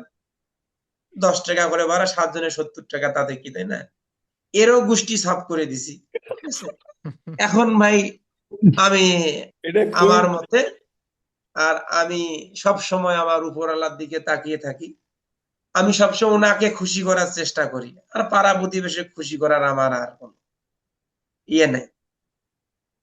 এভাবেই আমার জীবন যাপন চলতেছে, এবং আল্লাহ সুবহানাহু ওয়া তাআলা আমাকে এখনো ফাইবার বা আমার আউট অফ মার্কেট প্লেসে এক্সিস্টিং ক্লায়েন্টদের কাছ থেকে আলহামদুলিল্লাহ কাজ নিচ্ছি। তো মোটামুটি ভাবে গ্রামে থেকে খেয়ে পড়ে আল্লাহ সুবহানাহু ওয়া তাআলা চালাচ্ছে। আমার মা আছে, ভাই ভাবি আছে, গালিবের সবাই একটা মিলে প্রশ্ন হচ্ছে তোমার স্টেপ নিয়ে, হ্যাঁ যদি বলা আমার যায়, না বললে দরকার নেই। চল চলতে চলতেছে আর কি, এই আর আচ্ছা কি। ঠিক আছে। তবে আমরা যে জায়গা থেকেই যে যাই কিছু করি না কেন, সবাই নিজের দিকটা খেয়াল রেখে যতটুকু যা করা যায় সেটা সেটাই এটা করা উত্তম বলে আমি মনে করি। হ্যাঁ, আর টাকা পয়সার একটা গরম আছে, সেটা হিউজ গরম। যার টাকা পয়সা নাই সে এই গরমটা বুঝতে পারবে না। কারণ আমি যখন টাকা উঠাইতাম বুথ থেকে, করে তখন টাকাটা তখন গনে দিত না, তখন অন্যরকম লেভেলের একটা গরম কাজ করতো। হুম, এই গরমে হয় কি, মুরব্বিদের সালাম দেওয়া ভুলে যাই। আমার টাকা আছে, আমি সব, আমার উপরে আর কিছু নাই, এটা সেটা অমুক তমুক হ্যান ত্যান। এই জিনিসগুলো যাতে আমরা যারা এখানে আছি, আমি আশা করবো এরকম কারো অ্যাটিটিউড অ্যাক্টিভিটিস দেখে মনে হয়েছে যে কারো মাঝে আসেন না। আর স্কিল আপার থেকে এরকম শিক্ষাও দেওয়া হয় না, এবং পরবর্তী যারা আসবে বা বর্তমান যারা কাজ করতেছে এরকম তাদের মধ্যেও যেন এই গরমটা না থাকে। টাকার গরমটা ভিতরে, কাজ করার আগেই টাকাটাকে ইনভেস্টের গরমে ফেলে দিতে হবে, ওইখানে এসে বারুক। আমি আমি এলাহি তোমার একটু থামাই আর কি। স্যার, গালিব 1,75,000 অলরেডি আর্নিং করে ফেলছে। তো কালকে যখন বাপ্পি বললো, তো আমি বলছি তাহলে ওকে ডাকো। পরে দেখলাম গালিব হচ্ছে, ওর যখন লিঙ্ক দিল তখন ওখানে ফ্রেন্ড রিকোয়েস্ট পাঠাইছে, ইয়া দিয়ে আমি এটা হাই দিলাম। তো বাপ্পি বলছে না বস, ও আপনার সাথে কথা বলতে একটু ভয় পায়। আমার মতো একটা আনাড়ি লোক, গালিব 1,75,000 ইনকাম করে, ভুলে গেলেও কিছু না, আমার নক দিলেও কিছু না, কিন্তু ওর যে এই যে একটা মানে অ্যাটিচিউড যেটাকে বলে আর কি, ভক্তি ভালোবাসা যায় বলো, এই মানুষগুলো না কোনো দিনও হচ্ছে ইয়া হয় না, এরা উপরেই উঠতে থাকবে। ওই যে আমি সাথে একটা লেখা লিখলাম না, বা আমরা যদি লাস্ট যদি আমাদের যে ইয়া হলো আর কি, বা আমি এটা একটু ভুলেই যাই আর কি, এটা না বলি আর কি, একটু ইয়া হবে রাজনৈতিক ঘোষণা, মানে যে সাকিব আল হাসান কখনো খেলার স্কিলের কারণে সে কিন্তু দল থেকে বাদ পড়ে নাই, যতক্ষণ না সে স্ট্যাম্প লাথি দিয়ে ভাঙছে। হ্যাঁ, সো অ্যাটিটিউড কারণে বাদ পড়ছে। এক্স্যাক্টলি এই আর কি। এখন তোমাদের কাছে সবার কাছে আমার এই প্রশ্ন, যে কোনো লোক আনসার দিতে পারো। যারা আমরা একটু ফ্রিল্যান্সিং করি, একটু রাত টাত জাগতে হয় স্বাভাবিকভাবেই, তো মানে হেলথের একটা ব্যাপার থাকে আর কি, তাই না? তো এই হেলথটা তোমরা যেমন ধরো, আমি যদি আহ, এখানে যেমন আমি যদি ওয়াহিদের কথা বলি, ওয়াহিদ হয়তো 1 বছর, কিন্তু বাদ বাকি মানুষগুলো কিন্তু 5-6 বছর কাজ করতেছো। 7-8 বছর। তার মানে এখনো মোটামুটি ভালোই আছে, তা নাহলে পারে ও এক ইসে 3টা কান্ট্রি তো আর ভিজিট করতে পারতো না, মোটামুটি এনার্জি আছে আর কি, নাকি? আহ, কিন্তু ভাই, ভালোই আছে। সেটা তো সার্টিফিকেট আমি দেবো, ওর আছে, আছে, স্টকলেস আছে।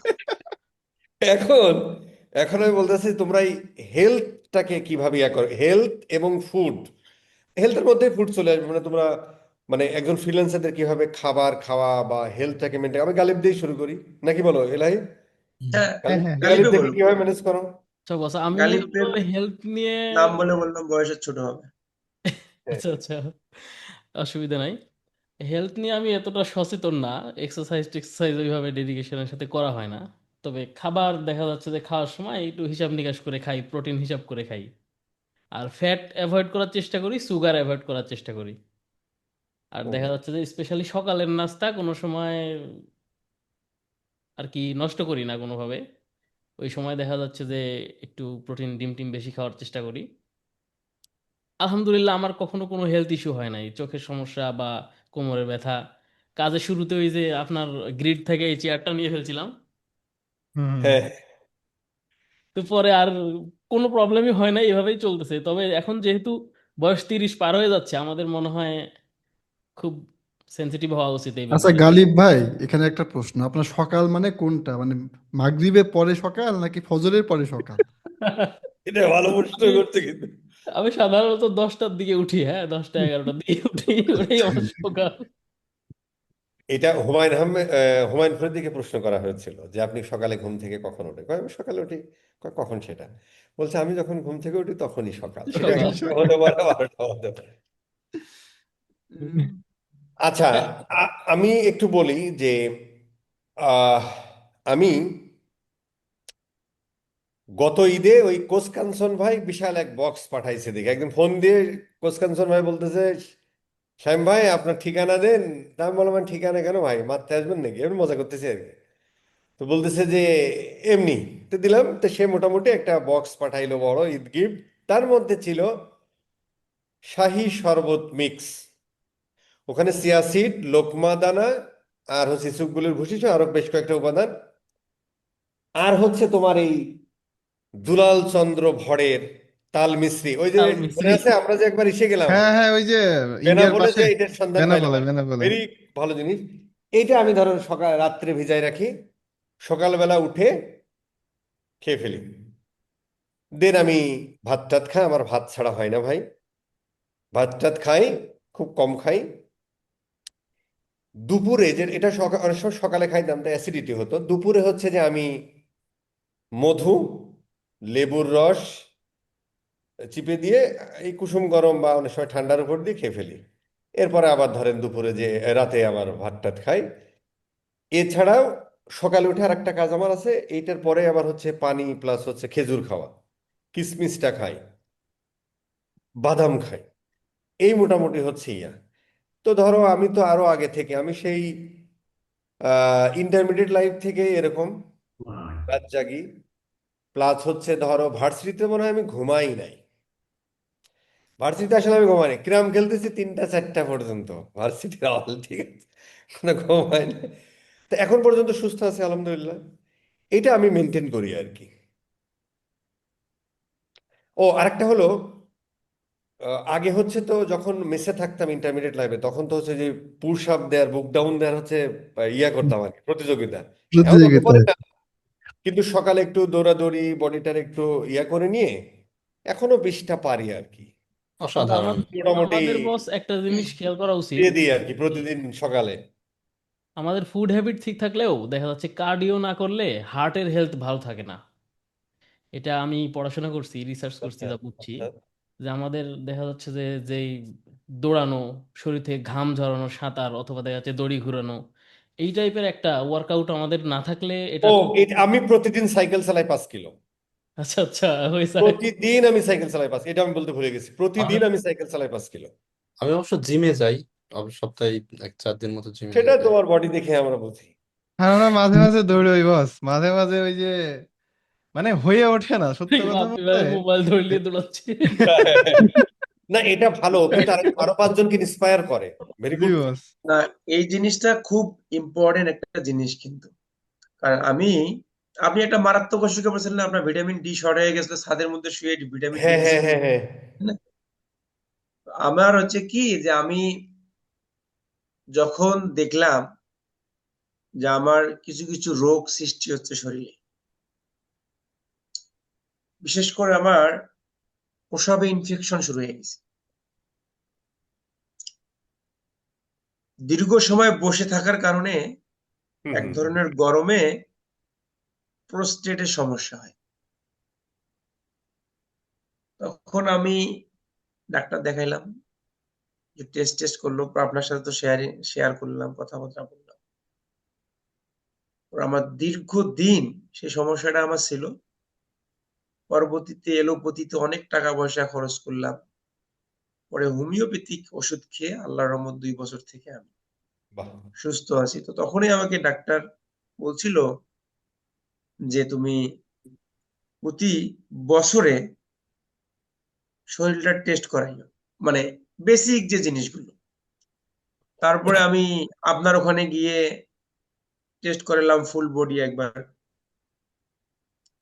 আবার 6 মাস পর আর রংপুরে ল্যাব এইটে গিয়ে আবার টেস্ট করাইলাম। আবার গত কিছুদিন আগেও গিয়ে আমি ফুল বডি চেক আপ করে আসছি। আমি সবসময় এটা আতঙ্কের মধ্যে থাকি, কেননা এই রাইটটা কিন্তু আল্লাহ সৃষ্টি করেছে ঘুমানোর জন্য, কিন্তু আমরা আমাদের কর্মের জন্য বাইরের দেশের টাইমের সাথে মিলানোর জন্য কিন্তু আমরা কাজ করি। কিছু পজিটিভ খারাপ দিক আছে যেটা আমি জানি না, তবে না। শরীরটাকে ভালো রাখার জন্য যেহেতু আমাদের কায়িক পরিশ্রম খুবই কম, হুম। শারীরিক পরিশ্রম খুবই কম।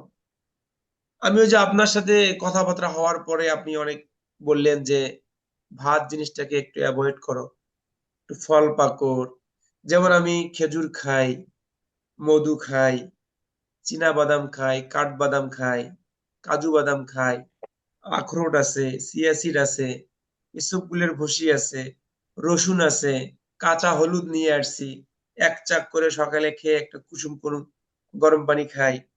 তারপরে কিশমিশ খাই, বিটরুট পাউডার নিয়ে আসছি, সেটা খাই। অ্যাপেল সিডার ভিনেগার আছে, বিকেল করে একটু লেবু অ্যাপেল সিডার ভিনেগার হালকা কুসুম পানিতে দিয়ে আমি খাই। রাত্রেবেলা মেথি আর জিরা ভিজে রাখি, সকালে আবার মেথি জিরা পানি, ওইটা আমি খাই। জয়তুনের তেল খাই, আমি জয়তুনের তেল নিয়ে আসছি, একটু নিয়ে এভাবে খাই। নারিকেলের তেল নিয়ে আসছি, অরিজিনাল যেটা নারিকেলের তেল, সেটা খাই। আর হচ্ছে যে ওই আমি ক্রিকেট এন্ড ফুটবল খেলি, যদি না খেলে তো আমি কি করি, ওই যে যে অধিনায়ক আছে তাকে 1000 টাকা দিয়ে বলি কালকে খিচড়ির আয়োজন করো, তাও ফুটবল খেলতে হবে। তো ওই মনে করেন 1000 টাকায় আপনার 3-4 কেজি চাল, ওই গরুর মাংস হোক ব্রয়লারের মাংস হোক যেটাই হোক দিয়ে খিচড়ি পাকায়, যে আজকে দুপুরে বিকেলে ফুটবল খেলা হবে, রাত্রে খিচড়ি পার্টি হবে। ওই নিজের টাকা খরচ করি হলো খেলা মাঠে নিয়ে আসি, খেলি একটু। হ্যাঁ, আল্লাহর রহমতে এখন অনেক ওই আমার 84-85 কেজি হয়ে গেছিল, সে জায়গায় এখন 72-74 কেজিতে আমি চলে আসছি। অসাধারণ। খাবার খুবই কম খাই, আর গরুর মাংসটা আমি একেবারে জিরো টলারেন্সে নিয়ে আসছি, আমি খাইয়ে না, না, শুধু আত্মীয় স্বজনের জন্য নিয়ে খাও। আসি। না না, খাও, মাসে একটা ইয়া করে নাও। একটা মানে জিনিস আগে বলো যেমন কি, একটা টার্গেট ছিল না যে এই মাসে 4 কেজি গরু মাংস নিয়ে এসে খাইতে হবে, রাত ওরকম হচ্ছে ঘুমানোর জন্য, হ্যাঁ এটা ট্রু থিং, হ্যাঁ, কিন্তু রাতের তো আমরা পুরাটাই জেগে থাকি না, রাতের একটা অংশ আমরা ঘুমাই। দেখো, রবীন্দ্রনাথ তার 80 বছরের জীবনে 3 ঘন্টা করে ঘুমাতো। জাকির নায়েক 3.5 ঘন্টা করে ঘুমায়। শাহরুখ খান 5 ঘন্টা করে ঘুমায়। এবং তার রুটিন আবার ডিফারেন্ট, সে 5টার সময় ঘুমাতে যায় শাহরুখ খান, ঠিক আছে?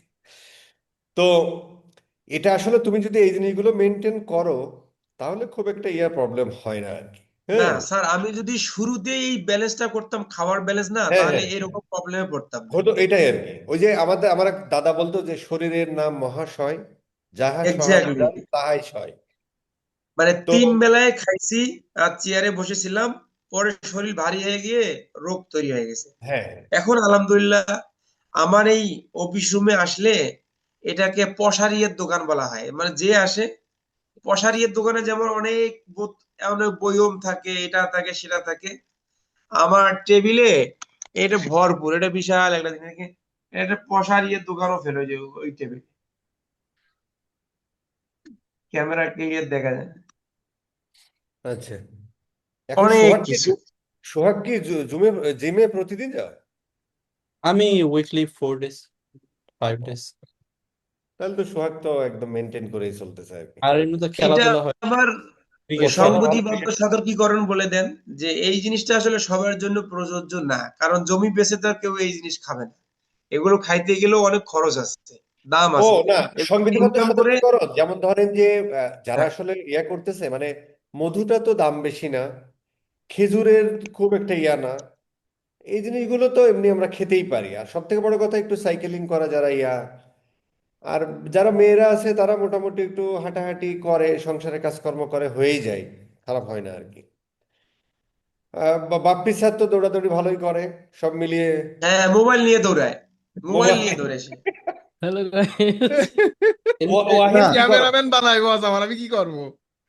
না ভালো, ওয়াহিদ কি করো? আমি ওই যে ওয়াইজ তো বাপ্পি ভাইয়ের সাথে যোগ দিছি, কিন্তু আমি যোগ দেওয়ার পরে বাপ্পি ভাই আসা বন্ধ করে দিছি। যাবো, আবার যাবো, তুমি আচ্ছা রেডি আচ্ছা। হও। মানে আমার ওই কন্টিনিউ হয় 5 দিন 7 দিন 10 দিন, আবার একটু কাজ বেঁধে যায় সেই আকারে, ওই সময় আবার একটু রেগুলার বাপ্পি তুমি হয়ে একটা যায়। সাইকেল কিনবা, বুঝছো? তুমি একটা কাজ করো, তুমি একটা সাইকেল কেনো। তুমি ধরো প্রতিদিন, ধরো তোমার প্রতিদিন কিন্তু তোমার বাসার ধরো এই বাচ্চার কোনো জিনিস আশেপাশে দোকানে যাও না, হ্যাঁ, হ্যাঁ, এরকম যাওয়া করে লাগে তো বাইক বস, নিয়ে বাইক যাও না, নিয়ে যাওয়া হয়। এটা হ্যাঁ, তুমি হ্যাঁ, সাইকেল নিয়ে যাবে, দেখবে যে তাই। তোমার অটো হয়ে যাবে। আর ঠিক আছে। হ্যাঁ, এটা একটা সাইকেল গুড। সাইকেলিং করলে কি মেদ কমবে বস, ভুঁড়ি কমে? হ্যাঁ, হ্যাঁ কমবে। আমার তুমি এটা কমানো সাইকেলিং দরকার। যদি করো, তোমার তো ঘাম নিয়ে হবে। হুম। ওর কিছু এক্সারসাইজ আছে ওগুলো আমার আমার আমার মেদ অনেক বেড়ে গেছিল, আমি ওই এক্সারসাইজ গুলো করে আর লেবু, জিরা পানি এগুলো খেয়ে একটু খাওয়া কন্ট্রোলে নিয়ে এসে আলহামদুলিল্লাহ আমার অনেক ওয়েট আরে কমে গেছে। ভুঁড়িরও দরকার আছে, বাচ্চা কাচ্চা হয়েছে ভুঁড়ির উপর শুয়ে থাকবে, খালি আসবে, তারে তুমি কোথায় শুইতে দিবে? হ্যাঁ, ঠিক আছে, এগ্রি এগ্রি।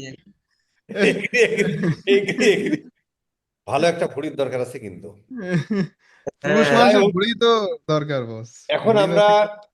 গালিবের কাছে দিয়েই শেষ করে দিই কি এলাহি? শেষ করে দেবো, অনেক জি ওই সময়। স্যার, জি। একটা প্রশ্ন ছিল, অনেক। ওই যে বস, ওই যে স্ট্র্যাপ নিয়ে গালিব ভাইয়ের একটা হয়তো ফজলে ভাই মিস্টেক না হয়ে ওইটা গেছে। একটু ওটা তোমার একটু এটা এড়িয়ে পরে দিছি। মানে অনেক অনেক ব্যাপার প্রশ্ন স্যাপার তো থাক, গালিবের দরকার নেই, সাথে আমার ভালোই পরে আসে, এটা। খারাপ না, হ্যাঁ, আমি মাঝে মাঝে শুনি তো ভালোই আসে, এটা প্যাসিভ ইনকাম হিসেবে ভালোই আসে গান। আচ্ছা, আচ্ছা, আমি আচ্ছা, ঠিক আছে। গ্লোবাল আর হচ্ছে যে ইউরোপিয়ান ধরো তুমি গুলশান একের এই ইসে ধরো যে তোমার নিকেতনে টনে বাসা, না নিকেতনে বাসা ভাড়া খুব বেশি না, 40,000 টাকা। গুলশানের ধরো মোটামুটি একটা বাসা ভাড়া দিয়ে এসে দিতে পারে পার মান্থ, যা পাই। বাহ, বাহ, খারাপ আসে না, আলহামদুলিল্লাহ, খারাপ না তো। ভালোই আসে বস মানে আমার। খুব বড় না, 1200-1500 স্কোয়ার ফিটের বাসা ভাড়া সে দিতে পারবে। যাক আলহামদুলিল্লাহ। সাধারণ। আমি মানে ওখান থেকে যেটা আসে, সহজ কথায়, যে একটা প্রাইমারি টিচারের বেতনের থেকেও বেশি আসে। আলহামদুলিল্লাহ। আলহামদুলিল্লাহ। আচ্ছা এখন হচ্ছে যে তার মানে হ্যাঁ, হচ্ছে গালিব ভাই এটা, কি যেন বস, তুমি আমি মনে হয় একটা বলতেছিলেন? আমার কথা ওই বলি, 3 মাসের হিসাবগুলো দিতে, তাই না? বস আমি একটা কথা আচ্ছা বলি। ঠিক।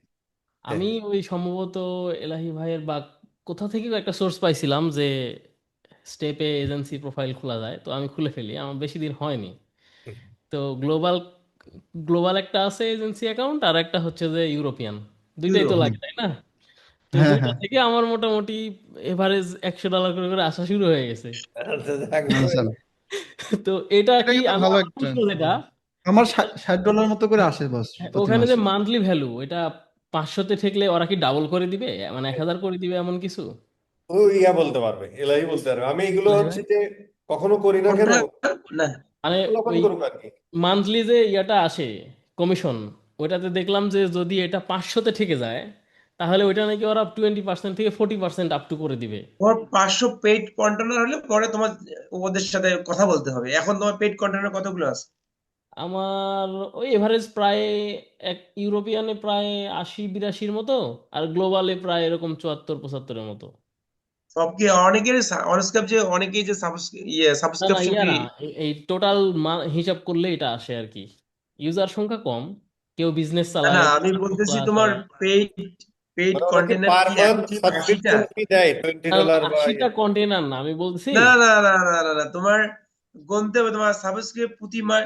অনেকেই হচ্ছে রিনিউ করে না, অনেকেই ভুলে যায়, অনেকেই হচ্ছে যে অ্যাক্টিভ থাকে না, 2 মাসের জন্য বিজনেস করে থাকে না।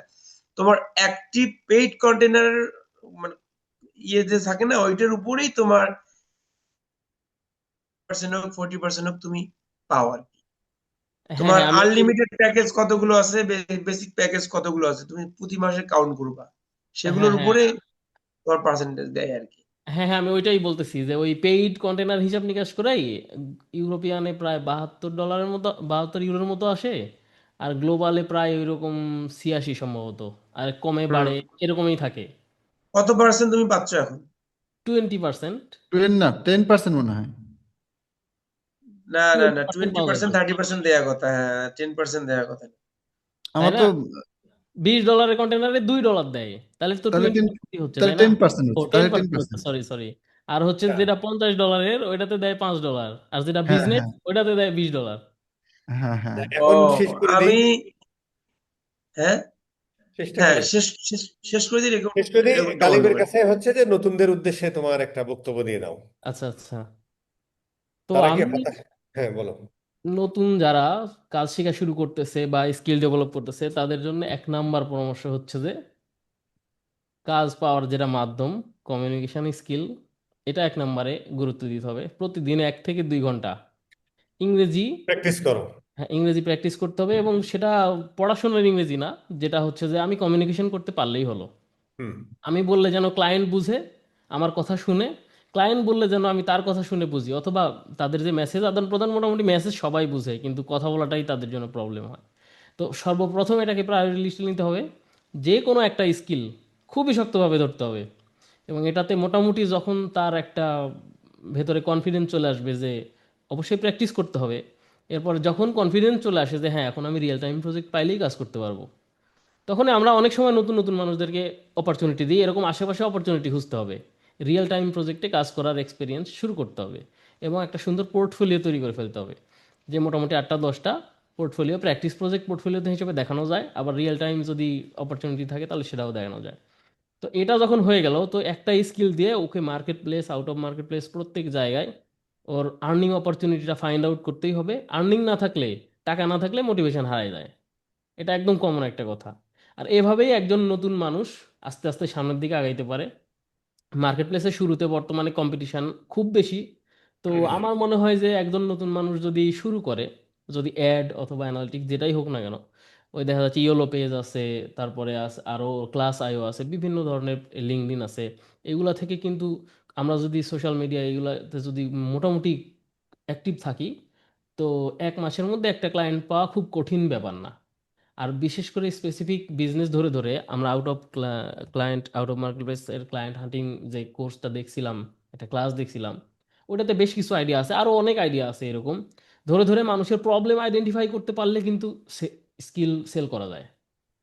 যখনই আমি একজনকে বলবো যে তোমার বিজনেসের আসলে ট্র্যাকিংই ঠিক নাই, তুমি কি অ্যাড চালাচ্ছ, সবগুলা ডলার সমুদ্রে চলে যাচ্ছে, ওর মাথায় কিন্তু নাড়া দিয়ে বসবে, আরে বলে কি লোকটা, তাহলে ঠিক আছে তুমি কি করতে চাও, let's have a quick intro session, video কলে আসো, না তো তুমি আর যাইতে পারবে না টাকা না দিয়ে। তাই তো। এখন তুমি একটা দারুণ কথা বলছো যে যে কোনো একটা স্কিল খুব শক্তভাবে ধরতে হবে। এটা কি যে বাংলা সিনেমার ভিলেনরা যেভাবে নায়িকাদের ধরে এভাবে ধরলে হবে?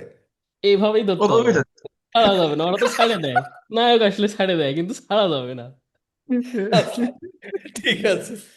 তো থ্যাংক ইউ সবাইকে, খুব দারুণ একটা আড্ডা হলো এখান আমার থেকে। আমি একটু জিনিস বলতে চাই স্যার, আমি হচ্ছে যে গালিবকে বলতে চাই যে আমাদের স্কিল আপার কমিউনিটি সবসময় আমরা যারা সিনিয়র আছি, যারা নতুন আসে, আমাদের কাছ থেকে তাদের চাওয়া পাওয়াটা সবসময় থাকে। শুধু তাদের চাওয়া পাওয়া না, অ্যাজ এ ভাই হিসেবে, ফ্রিল্যান্সার হিসেবে আমরা চাই সবাই যে যে জায়গা থেকে চেষ্টা করতেছে সবাই উঠে আসুক। তো তাদের উঠে আসার ঘাটতি থাকলে থাকুক, কিন্তু আমাদের কোনো সৎ পরামর্শ দেওয়ার কোনো ঘাটতি যেন না থাকে, স্কিল হুম। আপারের যেন কোনো না, রকম খালি ভিডিও কমতি না বানায়, আমি ওর থাকে। একটু দেখছিলাম, ও সবাইকে মোটামুটি খুব ইয়া এজন্য করতেছে। আমি বলি যে একটা দিন আমাদের স্কিল আপারের স্টুডেন্টদের জন্য ডেডিকেটেড করা যায় কিনা, যেমন ফাইবার ভেটেড সেলার। সো ফাইবারের অনেক পলিসি আছে, অনেক নিয়ম আছে, ফাইবারে অনেক রুলস রেগুলেশন মেনটেন করে কাজ করতে হয়, পার্সোনাল ইনফরমেশন শেয়ার করা যায় না, তাদের ডে বাই ডে তাদের পলিসি আপডেট করতেছে, অনেকে আমরা সেগুলো বুঝি না। ইমেজটার লুক কিরকম হতে হয়, প্যাকেজটা কিভাবে সাজাইতে হয়, প্রাইজিং গুলো কিভাবে করা উচিত। আমার হিউজ স্কিল আছে, আমি অনেক কিছু জানি, কিন্তু আমার প্রোফাইলে কোনো রিভিউ নাই, ক্লায়েন্ট কিভাবে বুঝবে যে আমি স্কিল? আমি প্রাইস দিয়ে রাখছি $100, এর বেশি আমি কাজ করব না, ক্লায়েন্ট দেখতেছে আমার প্রোফাইল। অনেকেরই কিন্তু এই টেন্ডেন্সি থাকে। আমাদের যে ছোট থেকে শুরু করা উচিত, অনেকের মাথায় এই জিনিসটা আসে না। তো ওভারঅল এই জিনিসগুলো নিয়ে ফাইবারের, তুমি যদি নমিনেটেড একজন সেলার, তারপরে তোমার না, নমিনেটেড ফাইবারের আমি নমিনেটেড ছিলাম না আসলে, যেদিন আমার টপ রেটেড হওয়ার সব রিকোয়ারমেন্ট ফুলফিল হয়েছে ওই দিনই টপ রেটেড দিয়ে দিছে। আচ্ছা আচ্ছা। হ্যাঁ, টপ রেটেড আমার তো আমার তার মানে কাহিনী কি? কি জানেন স্যার? না না, 3 বছর। আপনি একটু বলি আমি, শোনো। এই যে আচ্ছা, ফাইবারের টপ রেটেড এর রিকোয়ারমেন্ট ফিল আপ হওয়ার পরেই সাথে সাথে নোটিফিকেশন পাওয়ার মানেই একটা, তোমার প্রোফাইল এত পরিমাণ এঙ্গেজড ফাইবারের সাথে, এত পরিমাণ রিকোয়ারমেন্ট ফুলফিল করছে, তার ভিতরের অ্যালগোরিদম এত সুন্দরভাবে তোমার প্রোফাইলটাকে জাস্টিফিকেশন করছে, কোন রকম গাফিলতি, ইরর, ল্যাকিংস ধরতে পারে বিধায় ইনস্ট্যান্টলি তুমি মেসেজটা পাইছো, যেটা বাপ্পির পেতে 3 বছর অপেক্ষা করতে হলো, তাই না? আচ্ছা, সো আমি একটা একটা জিনিস একটু গালিবের কাছে শুনি।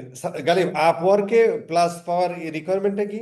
আপওয়ার্কে corporate top plus. Rated plus পাইতে হলে বস, যে কোনো একটা ক্লায়েন্টের মানে নিশ ওয়াইজ ডিফারেন্স আছে, তবে আমাদের এই মার্কেট অ্যাডভার্টাইজিং গুগল মার্কেটিং অ্যাডসে। যে, হ্যাঁ, গুগল হ্যাঁ অ্যাডসে। যে কোনো এক, গুগল অ্যাডস না, যে মার্কেটিং হতেই পারে, এসইও হতে পারে, এই হুম, ডিজিটাল মার্কেটিং মার্কেটিং, সেক্টরে হ্যাঁ। একটা ক্লায়েন্টের সাথে প্রিভিয়াস 1 বছরের মধ্যে 10,000 প্লাস আর্নিং থাকতে হয়, একটা একটা ক্লায়েন্ট ক্লায়েন্ট। থেকে। হ্যাঁ, তাহলেই টপ রেটেড প্লাস দিয়ে দিবে। 12 মাসে। হ্যাঁ, লাস্ট 12 মান্থে একটা 12 মাসের ক্লায়েন্ট মধ্যে 10,000 একটা প্লাস। ক্লায়েন্ট থেকে 10,000 পেতে হবে। হ্যাঁ হ্যাঁ, এক্স্যাক্টলি। এটা যদি মানে ধরো 3 মাসের মধ্যে হয়ে গেল তাহলে হবে। হওয়া মাত্রই ওরা দিয়ে দেয়। ওকে, ওকে, ওকে। আর কোনো ক্রাইটেরিয়া নেই তো? হ্যাঁ, আর ফাইবার প্রো এর কিছু সুবিধা না, আছে আমি ফাইবার বলি। প্রো না, তোমার আমি আপওয়ার্ক প্লাসের কথা বলছি। হ্যাঁ, আমি ওটা বললাম তো, এটাই এটাই ওকে, ক্রাইটেরিয়া। ওকে। ফাইবার প্রো নিয়ে আমি একটু কথা বলি, ভাই যেহেতু বললো। ফাইবার প্রো এর সুবিধা হচ্ছে আমি ক্লায়েন্টকে যে কোনো জায়গায় মিটিং এর জন্য নিতে পারি। WhatsApp, wow. এখন তো স্কাইপে নাই, এই মাইক্রোসফট টিম অথবা টেলিগ্রাম, যে কোনো জায়গায় মানে এনি আমি টাইম নিতে পারি। তোমাকে এখানে আটকাই, এই জিনিসগুলোর জন্য আমার স্কিল আপারের ভাই বোনদেরকে তোমাকে একদিন সময় দিতে হবে, এটা আমাদের দায়িত্ব, আমরা হ্যাঁ, ভাই দেই। ইনশাল্লাহ, ধরিয়ে অবশ্যই। নিয়ে আসবো না রাজশাহী থেকে, কি কয়? না না, ইনশাল্লাহ ওই ইনশাল্লাহ। আমরা একদিন জুম মিটিং এই 1 ঘন্টা একটা সেমিনার করব, আমরা একটা যেখানে করবো না, এটা ভালো হবে। কথা বলবো, হ্যাঁ হ্যাঁ কারণ হ্যাঁ, করা আমি যেতে পারে। সব সময় চাই যে কেউ না কেউ কিছু না কিছু দিয়ে আমাদের কমিউনিটিকে সব সময় একটা না, সবাই দিচ্ছে আহ, কিন্তু, দিচ্ছে কিন্তু। দিয়ে, কিন্তু এই যে ভ্যালুয়েবল ইনফরমেশন গুলো অনেকেই দিতে চায় না, আবার অনেকেই দেয় সংক্ষিপ্ত ভাবে দেয়।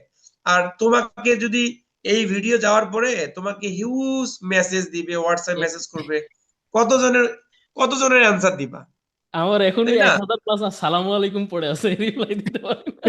তাই না? এই জন্য আমি বলে দিলাম আরেকটা জিনিস আমি যে শেয়ার করি গালিফ ভাই, আরেকটা ভেরি জিনিস শেয়ার সুন করি, সেটা আসবে। হলো, ভাই আমি আরেকটা জিনিস শেয়ার করি, সেটা হচ্ছে যে আপনার ফাইবার প্রো পাইলে একটা সুবিধা হচ্ছে যে বাই চান্স কোনো ক্লায়েন্ট যদি স্যাটিসফাইড না হয়ে অর্ডার ক্যান্সেল করে দিতে চায়, আর আমি যদি আমার ইন থেকে অথেন্টিক থাকি, দেখবেন যে অন্য অন্য ইয়েতে ওর রিফান্ড চলে যায়, কিন্তু আমাদের এটা কোনো দিন রিফান্ড যায় না, টাকাটা ফাইবার দিয়ে দেয়। আচ্ছা, আচ্ছা। আমাদের বিশাল তো একটা সুবিধা। পার্সিয়াল করে দেয়, পার্সিয়াল হ্যাঁ, 60-40 40-60। এই আচ্ছা, অনেক হয়েছে, আমরা একটু শেষ করি। হ্যাঁ হ্যাঁ হ্যাঁ, হ্যাঁ শেষ স্যার, করা যায়। আচ্ছা, যাই হোক, সবাইকে ধন্যবাদ। স্পেশালি আমরা গালিব স্যারকে আজকে পাইলাম। গালিবের ছবি টবি আগেও অনেক দেখছি গ্রুপে বা ওইভাবে করিনি। কালকে বলাতে মোটামুটি ভালোই হলো। সবাই এরকম একটু সাড়া দিলে ভালোই লাগে, কি ইন্সপায়ারিং বস, হয়। সেটা তো আরেকটা হান্ড্রেড জিনিস হলো পার্সেন্ট যে এই ভিডিওটা সবাই দেখবে, কাউকে খুব একটা ডিস্টার্ব করা দরকার নাই, বরং এই ভিডিওটা আরো 2-3 বার দেখে ওরা যে ছোট ছোট টিপস ট্রিক্স, নিনজা টেকনিক যেটাই বলো, বা গালিব টেকনিক যেগুলো দিছে, সেগুলো নিয়ে যদি আপনারা এক্সপ্লোর করেন তাতে আরো বেশি উপকার হবে। আরেকটা কথা বলে হচ্ছে যে এই যে গালিবের যে ওই যে ও যেমন বলছে যে বলতে, এটা ভয় লাগার কিছু নেই, কারণ আমি তো আসলে ক্লাসে এক মোড থাকে, আর যখন হচ্ছে যে বাস্তবে যদি কোনোদিন সামনাসামনি দেখা হয় তাহলে দেখবেন আরো অনেক দেখবেন। তো আমি দুই রকম মানুষ আর কি। সো আমি ভয় তো টয়, বাঘের মতো ভয় পাতাম, সত্য হ্যাঁ, কথা। সো ভয় টয়ের কিছু নাই। আর বুকে হাত দিয়ে বলছি, এখন পর্যন্ত স্কিল আপারের যে এই পর্যন্ত আসা, আমরা তো পেইড প্রমোশন করি না, এটা সবার ভালোবাসা থেকেই আর কি। কারো উপকার ছাড়া স্কিল আপার দিয়ে কখনো কাউকে ক্ষতি করিনি। শুধুমাত্র তখনই আমরা স্কিল আপার থেকে ওই মানুষগুলোকে একটু অ্যাভয়েড করার চেষ্টা করি যখন তাদের অ্যাটিটিউডগত প্রবলেম হয় আর কি। তো অ্যাটিটিউডগত প্রবলেম হলে এগুলো নিয়ে হয়তো অনেক কথা অনেকেই বলতে পারেন। ওই যে একটা কথা ছিল যে কি দিয়েছি এটা কেউ বলে না, কি দিতে পারেনি সেটা নিয়ে কথা বলে আর কি। তো টুকটাক যারাই ইয়া করেন অন্তত আমাকে পার্সোনাল উইন্ডোতেই বলেন, কোনো যদি ইয়া থাকে, ইভেন আমার বাপ মা তুলে গালিগালাজ দিতে পারেন। কারণ বাইরে যখন এটা দেন আপনার সাথে, হয়তো যে জিনিসটা আমি জানিও না এরকম একটা ঘটনা ঘটে, মানুষ মনে করে যে আসলে শামীম ভাই খলনায়ক, এই আর কি। এই হলো ব্যাপার। আর মোটামুটি ক্ষতি করিনি, উপকারই করেছে। ও হয়তো অনেকের মানসিক দৈন্যতার কারণে অনেকভাবে ইয়া করতে পারেন, আমার সাথে ডিরেক্ট কথা বলেন। যাই হোক, বেঁচে থাকলে কথা হবে সবার সাথে। স্পেশালি ধন্যবাদ Ghalib sir, Elahi sir, SR Sohag sir, Wahid sir, and সর্বশেষ আমাদের জিম কি যেন, ইয়া ইয়া ট্রেনার, কি বলে এটা রে ভাই? কি বলে বস? ওই হেলথ ট্রেনার ধরো আর কি। আমি না না বস, এটা মানবই না। এটা আমাকে Nazmul sir help trainer, Nazmul ও স্যার, নাজুল নাজুল নাজুল। ডিসি সাহেব। সরি, হ্যাঁ এটা তো বলা যাবে না, ডিসি, আমরা মেনশন ডিসি করি। না, ডিসির অফিসে হতে। হ্যাঁ স্যার, মানে একটা ভালো একটা পদে আছে, বাট হ্যাঁ, যাই হোক, ভালোবেসে নামটা দিছি আর কি। হ্যাঁ, বেঁচে থাকলে কথা হবে। ধন্যবাদ ইনশাল্লাহ সবাই। কথা হবে বস। আল্লাহ হাফেজ। আসসালামু আলাইকুম।